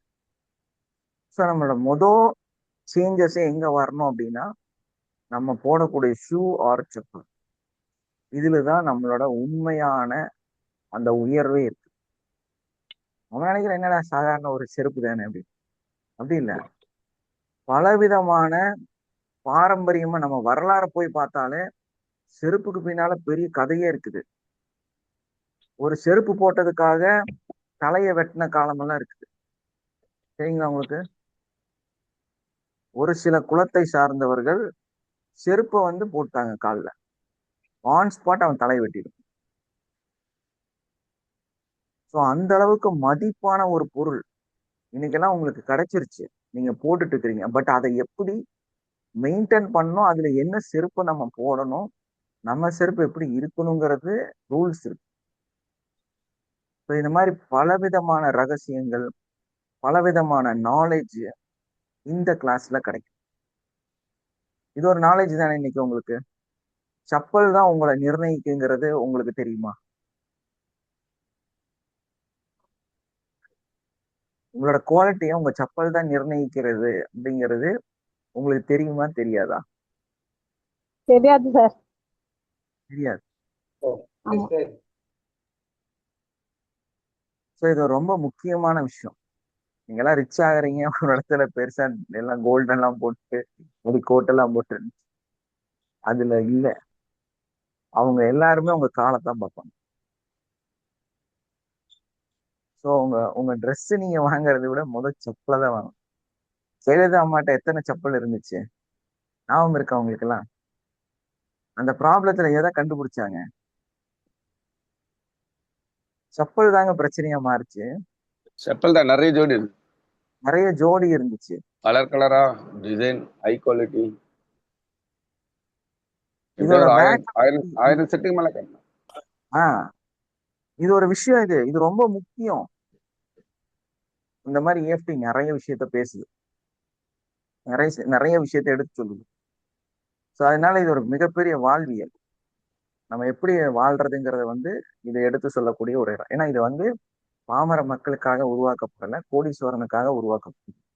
ஸோ நான் எப்படியோ அதை இழுத்து பிடிச்சி அங்கே உன்னை வந்து டிரான்ஸ்லேட் பண்ணி உங்களுக்காக என்னால் முடிஞ்ச வரைக்கும் அதை சொல்லி கொடுத்துட்டு இருக்கிறேன். அப்பப்போ அந்த மாதிரி புக்ஸையும் படிக்கிறேன். ஸோ அதனால எனக்கு அந்த நாலேஜ் கிடைக்குது. ஸோ இந்த மாதிரி மகாலிங்கம் ஓனர் அவங்க அவங்க பேசுறதெல்லாம் சில சமயங்கள்ல உட்காந்து கேட்டுட்டு இருக்கேன். ஸோ அதனாலயும் நமக்கு நாலேஜ் கிடைக்குது. அதை தான் உங்கள்கிட்ட போயிடுது. ஓகே. ஸோ நீங்க ரெகுலரா இந்த class. Yes sir. Last 18th அன்னைக்கு மேரேஜ் போகணும் சார். ஆ 18 மேரேஜ் பண்ண மாதிரி நடத்தணும். கோட் போட்டு போயிட்டேன். கிளம்பிடுச்சு, மழை வந்துடுச்சு. கிளம்பி சரியான மழை. அதனால நான் போட்டு அதுக்கேற்ற அந்த ஷூ, லெதர் ஷூ கட்டிட்டு டேமேஜ் ஆக போது கொண்டு ரப்பர் ஷூ மாதிரி ஒன்று ஆஃப் ஷூ சைஸ் இருக்கு. சரி போயிட்டேன். ஆனா இங்க இந்த பாலவத்தில் கேட்டார், நீங்க சொன்ன மாதிரி தான், நீயா உன்னுடைய ட்ரெஸ்ஸுக்கும் காலில் இருக்க ஷூக்கும் சம்மந்தமே இல்லாம இருக்குங்க. கூப்பிட்டு நீங்க சொன்ன அந்த வார்த்தை கேட்டேன். கண்டிப்பா கோஷர்ட் டைலாம் போட்டுட்டு போயிட்டேன். ஆனா அந்த குவாலிட்டிக்கு ஏற்ற ஷூஸ் இல்லை. ஏன்னா அவங்க ஜட்ஜ் பண்ணிடுவாங்க. மழை வந்து மழை வந்துச்சு, என்னால இறங்கிட்டேன். மழை வந்து சொல்லி டேமேஜ் ஆகிட்டு ரப்பர் பைக்ல ஆஃப் ஷூ இருக்குங்க, அது போட்டு போயிட்டேன். நீங்க சொன்னது கரெக்டா ஃபாலோ பண்ண. எஸ் கண்டிப்பா அவங்க நோட் பண்ணுவாங்க. உங்க என்ட்ரன்ஸ்லயே உங்களை ஃபர்ஸ்ட் பாக்குறது ட்ரெஸ்ஸை பார்க்க மாட்டாங்க. ஏன்னா கோடீஸ்வரன் ஆக்சுவலா வந்து ட்ரெஸ் பார்க்கறதுக்கு சம்டைம்ஸ் ரொம்ப சிம்பிளா தான் இருக்கும். அவங்க போட்டிருக்கிற ஷூல தான் எல்லாமே டிசைட் பண்ணுவாங்க. ஏன்னா நம்ம வந்து ஒரு பென்ஸ்லயோ ரோல்ஸ் ராய்லயோ போறோம்னா, இப்போ நான் வந்து டிராவல் பண்றேன், காலில் மண்ணே ஆகாது, என்னோட செப்பல்ல அழுக்கே இருக்காது. ஏன்?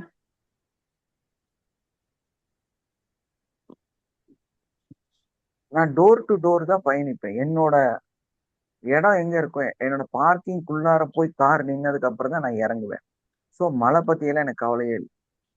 ஸோ மேபி நான் ஒரு மண்டபத்துக்கோ இல்லை வந்து ஒரு பார்ட்டி ஹாலோ போறேன் அப்படின்னா, என்னோட கார் நேரா என்ன டிராப் பண்றது எங்க, அந்த டோர் கிட்ட தான் டிராப் பண்ணுவாங்க. ஸோ அதனால அங்க இறங்கி அப்படியே உள்ள போயிடுவேன். நான் பார்க்கிங் யார் டிரைவர் இருக்காங்களோ அவங்க தான் பார்க் பண்ண போறாங்க. ஸோ அதனாலையும் நான் நினைக்க மாட்டேன், எனக்கு அதை பத்தி கவலையே இருக்கு. ஸோ மேபி இதெல்லாம் ப்ராப்ளமா இருந்தாலும் வண்டிக்குள்ளாரையே ஒரு கொடை இருக்கு. ஸோ அந்த கொடையில நான் இறங்குவேன். இல்லைன்னா அந்த ஹோட்டல் இருக்கிறவங்க கொடை வச்சிருப்பாங்க. ஸோ அதனாலையும் என் மேல வந்து தண்ணி கூடாது. இதுதான் ரிச்னஸ். புரியுதா? ஸோ அதே நம்ம ஒரு மிடில் கிளாஸ்ல ஒரு புவர்லாம் இருக்கிறோம்னா, நம்ம செப்பல் போட்டிருப்போம், நம்ம செப்பல்ல அழுக்கு இருக்கும், மண் இருக்கும். ஏன்னா நம்ம அந்த மாதிரி இடத்துல எல்லாம் கால் வைப்போம், இறங்கி போய் கடையில பொருள் வாங்குவோம். இதெல்லாம் நம்ம செய்யறதுனால நம்ம செப்பல்ல மண்ணு கண்டிப்பா ஒட்டிடும். ஏசியிலேயே இருந்து இறங்கி அப்படியே போறவங்களுக்கு எப்படி அங்க மண் வரும்? ஸோ அந்த பாலிஷ் அப்படியே இருக்கும், ரொம்ப நாள் யூஸ் பண்ணவும் மாட்டோம் இல்லையா? ரொட்டீன்ல வரும்போது இதாயிடும், தூக்கி வீசிடுவோம், புது செப்பல் வாங்கிடும். ஏன்னா ஒரு ட்ரெஸ்க்கும் ட்ரெஸ் கோடோட செப்பல். ஒயிட்னா ஒயிட் கோட்டுனா ஒயிட் கலர் செப்பல் இருக்கும், ப்ளூ கலர்னா ப்ளூ பேஸ்ட் செப்பலா அந்த ஷூவா இருக்கும். அந்த மாதிரி கோட்டுக்கு தகுந்த மாதிரி ட்ரெஸ்ஸுக்கு தகுந்த மாதிரி ஷூவோ செப்பலோ இருக்கும். இப்போ ப்ரௌன் பேஸ்னா ப்ரௌன் பேஸ்ல இருக்கும், ஒயிட் பேஸ்னா ஒயிட் பேஸ்ல இருக்கும். பேண்ட் வந்து என்ன கலர் இருக்கோ அதுக்கு ஆப்போசிட்லயோ இல்லைன்னா அதோட மேட்ச்லயோ கரெக்டான ஷூவா இருக்கும். ஸோ ஷூல வந்து நிறைய கலர்ஸ் இருக்கு. உட்லேண்டே ரெகுலரா போட முடியாது. அதே வந்து கேஷுவலா போடுற அந்த பிளாக் கலர் ஷூவை ரெகுலரா போட, அதுல கிளேசி போடணும், பாயிண்ட் போடணும், அதுல கப் போடணும், நிறைய இருக்கு. ஸோ இதெல்லாம் நம்ம ட்ரெஸ் கோடோட மேட்ச் ஆகிருக்கும். ஒரு ஷூ ஒரு செப்பலுக்கு இவ்வளோ வேல்யூ. Okay okay, thank you. நீங்க இந்த கிளாஸை பத்தி பேசலாம். ஸோ அதே மாதிரி உங்களுக்கு கிடைக்கிற நன்மைகளை பத்தி பேசணும், கிராட்டிடியூட் சொல்லணும். யார் பேச போறீங்க?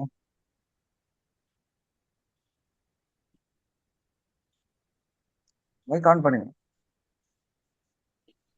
இந்த செஷன் எப்படி இருந்துச்சு, இந்த கிளாஸ் அட்டன் பண்ணனால உங்களுக்கு என்ன பலன் கிடைக்குது, நம்ம கிளாஸ் எப்படி இருக்கும்? Sir Parthiban sir thank you sir English. அழகா விடுங்க சார். எஸ்மா. இன்னைக்கு செஷன் ரொம்ப நல்லா இருந்ததுங்க சார்.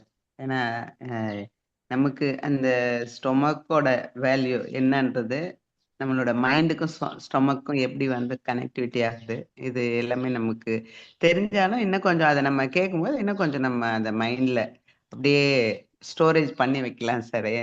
சின்ன சின்ன விஷயங்கள் கூட இப்போ திரும்ப நம்ம ரிமைண்டரா அதை கேட்கும் பொழுது அந்த ப்ராப்ளம்லாம் வராம நம்ம அதை வந்து தடுக்கிறதுக்கு ஒரு இதுவா இருக்குங்க சார். நல்லா இருந்தது சார் கிளாஸ், ரொம்ப நல்லா இருந்தது. Thank you sir. அப்புறம் இந்த ரிச்னஸை பத்தி நீங்க இப்போ லாஸ்டா சொன்னீங்க இல்லைங்களா, அது நானும் யோசிப்பேன் சார்.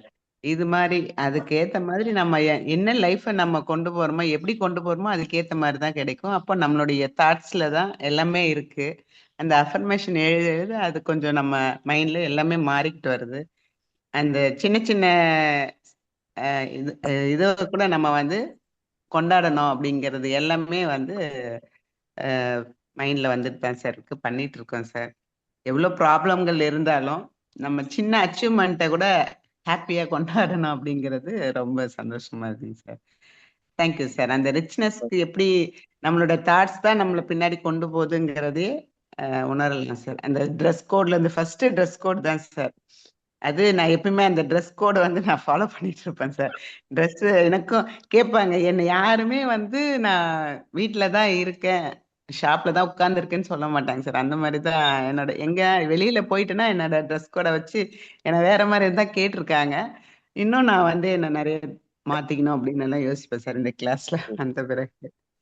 Thank you sir. வாழ்க வளமுடன். நன்றி. ரெக்கார்டிங் வந்து நீங்க யூடியூப் சேனல்ல போய் பாத்துருங்க. நேத்து நடந்த ப்ரோக்ராம் வந்து யூடியூப் சேனல்ல அப்லோட் பண்ணியாச்சு. இந்த ஒரு வாரமா டெலகிராம் இல்லாதனால அந்த ப்ரோக்ராம் எல்லாம் பண்ணல. இன்னத்தோடதும் யூடியூப் சேனல்ல கொஞ்ச நேரத்துக்கு அப்புறம் ஆட் ஆயிடும். ஸோ அதனால போய் நீங்க யூடியூப் சேனலை வந்து சப்ஸ்கிரைப் பண்ணி வைங்க. ஃபர்ஸ்ட் வேலை அதுதான் நீங்க செய்ய வேண்டியது. சார் ஆமா, யூடியூப் சேனல் இருக்கு, ஜியோஜி ஹீலிங். அது என்ன ஜியோஜி போடுவோம் சார்? ஜியோஜி ஹீலிங் ஹப் போட்டா உலகத்துல ஒரே ஒரு இதா இருக்குது. அதனால நம்ம ஜியோஜி ஹீலிங் ஹப்னு போட்டீங்கனாலே நம்ம தான் வருவோம். இல்ல நேத்து போட்டேன் சார், வரல. வேற எதுவும் வந்தது, அதான் ஹீலிங் ஹப்னு பண்ணுமா? ஜியோஜி ஹீலிங் ஹப். இல்ல நான் நீங்க ஜியோஜின்னு போட்டாலே சாரோட தாங்க வரும், வேற யாரும் வராதுங்க. ஆமா, இல்ல நீங்க இஎஃப்டி ஜியோஜின்னு போடுங்க. ஓகே, இஎஃப்டி ஜியோஜின்னு போடுங்க, இஎஃப்டி ஜியோஜி ஹீலிங் ஹப்னு போடுங்க. எதை போட்டாலும் நம்மளோட தான் ஃபர்ஸ்ட் வந்து நிற்கும். ஜியோஜின்னு போட்டாலே நம்ம அதை டச் பண்ணிட்டா இஎஃப்டி ஜியோஜி ஹீலிங் ஹப்னு வந்துடும் சார். சார் ஸோ அந்த சேனலுக்குள்ளார போய் சப்ஸ்கிரைப் பண்ணி வச்சிருங்க, ஃபர்ஸ்ட் பெல் பட்டனையும் அமுத்திடுங்க. ஸோ அப்போ நமக்கு வந்து நோட்டிஃபிகேஷன் கரெக்டாக இன்னைக்கு என்ன ரெக்கார்டிங் போடுறாங்களோ உடனடியாக உங்களுக்கு நோட்டிஃபிகேஷன் வந்துடும். அப்போ நீங்க டக்குன்னு பார்த்துடணும். ஸோ இன்னைக்கே போட்டுருவாங்க. அந்த மாதிரி எல்லாம் செட்டப் எல்லாம் மாற்றிருக்கிறோம். அதுக்கிடையில ஒரு வாரம் இப்படி லீவ் ஆயிடுச்சு, டெலகிராம்னால ப்ராப்ளம் ஆயிடுச்சு. ஏன்னா நம்ம கிளவுட் ஸ்டோரேஜ் வந்து ரொம்ப இதுல பண்ணும்போது ரெக்கார்டிங் எல்லாம் ப்ரூவ் பண்ணும்போது ரொம்ப லேட் ஆகும். ஏன்னா அது இந்த சிஸ்டத்துல இருந்து அதுக்கு போய் அது வர்றது வந்து யூடியூப் நேரடியாக எடுத்துட்டு லேட்டா இருக்கும். பட் அதே வந்து யூஆர்எல்லாம் போடும்போது டக்கு டக்குன்னு போயிடும். ஸோ அதனால டெலிகிராம் ஓபன் பண்ணிட்டாங்க சார். ஓப்பன் ஆயிடுச்சு சார், நேற்று நைட் ஓப்பன் ஆயிடுச்சு. அந்த நீட்டுக்காக ஸ்டாப் பண்ணாங்க. நீட்டுக்காக ஸ்டாப் பண்ணியிருந்தாங்க. நம்மளோட ஆயிரக்கணக்கான ப்ரோக்ராம் அதுலதான் இருக்குது. அதோட சைட்ல தான் பதட்டம் ஆயிடுச்சு நமக்கு, என்ன டிக்டாக் போன மாதிரி போயிருமோன்னு ரொம்ப பதட்டப்பட்டு. ஏன்னா நிறைய விஷயம் அதுலதான் நான் ஸ்டோர் பண்ணி வச்சிருக்கேன். டிக்டாக் டெலிகிராம் நம்ம இந்தியன் தான். இந்தியன் அதனாலதான் ஒண்ணு சப்போர்ட். அதே மாதிரி ஸ்டோரேஜுக்கு நல்ல ஒரு கெப்பாசிட்டி. நீட்டுடைய இது ஏதோ பரவுது அப்படின்னு சொல்லிட்டு அதுக்காக. ஆமா, அதுக்காக பண்ணாங்க. அதெல்லாம் பண்ண வேண்டியது இல்லை. கோடிக்கணக்கான பேர்த்தோட தொழிலை இது பண்ணிட்டு செய்ய வேண்டிய அவசியம் இல்லை. சரி, ஓகே, எதா இருந்தாலும் கடந்து செல்வோம் இல்லையா? Okay okay, thank you all, have a nice day, love you all. Wind up பண்ணிக்கலாமா? Okay sir, thank you sir. வாழ்க வளமுடன் சார். எஸ் சார், எஸ், பேசுங்க நந்தகுமார். நாளைக்கு இருக்குல்ல சார் காலையில? எல்லாம் திங்கள் டு வெள்ளி Friday. வரைக்கும் காலையில சாயங்காலம் Monday to Friday. Class. Monday to ம். ஃப்ரைடே இருக்கும். நம்மளோட கிளாஸ் வந்து மண்டே டு ஃப்ரைடே தான் இருக்கும். ம். நீங்க இன்னைக்கு இல்ல. கம்ப்ளீட் பண்ணதுக்கு அப்புறம் சனிக்கிழமை வேற class. Okay sir, okay sir, okay. அதான் இன்னைக்கு கிளாஸ் இல்ல. இன்னைக்கு கிளாஸ் இல்லை இன்னைக்கு சார். ஓகே. ஒரு நாள் break. Class okay sir, okay, okay. எப்படி நன்றி இருக்கு சார், கிளாஸ் நன்றி. எல்லாம்? நல்லா இருக்கு சிறப்பா சார். இருக்கு. சிறப்பா இருக்கு சார், சிறப்பா. அதான் இன்னைக்கு ஸ்டமக் ப்ராப்ளம் ஏற்கனவே படிச்சது தான் ஒரு சிலது. அது மன ரீதியான பிரச்சனைல வருதுன்னு இன்னைக்கு தான் தெரிஞ்சிட்டது. சரி, நம்ம சாப்பிடாதனால அதிகமா மாத்திரை சாப்பிட்றதுனால வாய் புண்ணும் வாய் துர்நாற்றம் வருது அப்படின்னு ஓரளவுக்கு தெரியும் எங்களுக்கு. பட் இன்னைக்கு அது மன ரீதியாக இருப்பதனால தான் வருது. ஃபர்ஸ்ட் இதை கிளியர் பண்ணிட்டேன்னா அது சால்வ் ஆயிடும் அப்படின்னு ஒரு பொசிஷன். எல்லா நோய்கள் எல்லா நோயுமே வந்து நீங்க நம்ம இந்த மன ரீதியான ப்ராப்ளம் கரெக்ட் பண்ணி 100% ஒரு மாத்திரை கூட சாப்பிடாம வாழலாம். Yes yes thank you. நாங்க ஃபர்ஸ்ட் ரொம்ப கிரிட்டிக்கல் எதை ஃபீல் ஆகுறோம்னா சளி தொந்தரவை வெளியே வர்றது கொஞ்சம் கஷ்டம். ஸோ அதை வந்து மன திடகாத்திரமா இதை கரெக்டா ஃபோக்கஸ் பண்ணி வெளியே வரும். ஸோ நான் ரெகுலராகவே சளி பிடிச்சா மருந்து சாப்பிடவே மாட்டேன். ப்ராப்ளம் என்னன்னு ரிசர்ச் பண்ணிட்டே இருப்பேன். சம்டைம்ஸ் 3 நாள் ஆகும், 2 நாள் ஆகும். அது கிளிக் ஆயிடுச்சுன்னா டக்குன்னு அதுக்கு ஒரு டேப்பிங் பண்ணிடுவோம், அந்த சளி காணாம போயிடும். நான் நிறைய டைம் சளி பிடிச்சி இந்த கிளாஸ்ல உட்காந்து அட்டன் பண்ணியிருக்கிறேன் இல்லையா? ஸோ அதே டைம்ல எந்த மெடிசனும் எடுக்காம அதை கம்ப்ளீட்டா க்யூர் பண்ணுவோம். மற்றதெல்லாம் கூட இந்த உடல் வலி, கை வலி, கால் வலி, இடுப்பு வலி, முதுகு வலி, என்ன வலியா இருந்தாலும் நம்ம ஈஸியா கண்டுபிடிச்சி ஈஸியா உடனே க்யூர் பண்ண முடியும். சளி வந்து கொஞ்சம் டைம் எடுக்குது. அப்ப அந்த சளியோட பேக்ரவுண்ட்ல இருக்கிற விஷயத்த கரெக்டா ஆராய்ச்சி பண்ணி பிடிக்கிறதுக்கு ஒரு 1 டே ஆயிடுது. இந்த இதுக்கெல்லாம் பண்ணலாம்ல சார்? ஃபியூச்சர்ல வருமா? ட்ரக் அடிக்ஷன்லாம் இருக்குல்ல சார், அவங்க delete பண்றதுக்கு? ரொம்ப சிம்பிளா கிளியர் பண்ணிடலாம் சார். ட்ரக் அடிஷன்ல தான் நம்ம நிறைய பேர் இருக்காங்க சார். சுத்தி கிட்ட ஒரு 6-7 பேர் இருக்காங்க நம்ம சுத்தி. அவங்க எல்லாம் வந்து ஈஸியா கியூர் பண்ணிடும். உண்மைதான் சார், உண்மைதான் சார். அது வந்து நம்ம செகண்ட் சாப்டர்ல என்ன சொல்றோம் அப்படின்னா, அது ஒரு ஈவிலோட ஆட்டிடியூட். ட்ரக் அடிஷன் அப்படிங்கிறது வந்து ஒரு ஈவில் உங்க உடம்புக்குள்ளார வந்திருக்குது. ஸோ அந்த ஈவில் தான் இப்படி பிஹேவியரா அவங்களுக்கு கொடுத்துட்டு இருக்கு. ஸோ நம்ம ட்ரக் அடிக்ட் பீப்புளை வந்து நம்ம என்ன சொல்றோம்னா, அவங்க வந்து சாத்தானோடைய பிரதிபலி. அதனாலதான் அவங்க வந்து சாத்தானோட உணவே வந்து ட்ரக்ஸ். ஸோ நெகட்டிவோட ஃபுட்டே வந்து ட்ரக். ஸோ அதுதான் வந்து அவங்க உடம்புல உட்காந்து அது உணவு எடுத்துட்டு. ஸோ அதனாலதான் எல்லாரும் இந்த உலகம் வந்து அதிகமா தவறான வழிக்கு போறதுக்கு காரணம் என்னன்னா இதுதான். ஈவில் வந்து அவங்களுக்குள்ளார உட்கார்ந்துருக்கு. ஸோ நம்ம வந்து யாரையும் ட்ரக்ஸ் இருந்து காப்பாற்ற போறது இல்லை. ஈவில்ட்டு இருந்து டெவில்ட்டு இருந்து காப்பாற்றுவோம். புரியுதுங்களா? ஆமா சார். ஸோ அதான் நம்ம வேணும். இது பேசிக்ல வரும், அட்வான்ஸ்ல வரும்? அட்வான்ஸ்ல வரும் சார். பேசிக் நம்ம ஃபைட்டுக்கு கத்துக்குங்க. ஃபர்ஸ்ட் வீர சோல்ஜரா மாறணும், இல்ல ட்ரெயின் எடுக்கணும் 6 மாசம். இல்ல சார், இதுக்காக தான் வந்து இந்த ஹிப்னாட்டிசம் அதுதான் ட்ரை பண்ணேன் ஃபர்ஸ்ட்.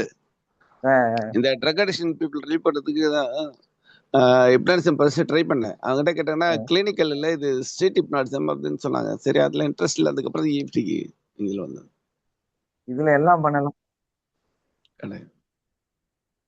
நீங்க இதுல பயணிக்கிறத பொறுத்து. ரொம்ப பெரிய சப்ஜெக்ட். நம்ம ப்ராப்பரா கிளாஸ் எடுத்து கொடுக்க தெரிஞ்சாலே போதும் நிறைவேற்று. ஸோ அதுதான் வந்து நம்ம நிறைவேற்றி சரி பண்ணிடுவோம். Okay, thank you all. Have a nice day. Love you all. Wind up பண்ணிக்கலாமா? ஓகே, வாழ்க வளமுடன். வாழ்க வளமுடன். Thank you sir. தேங்க்யூ.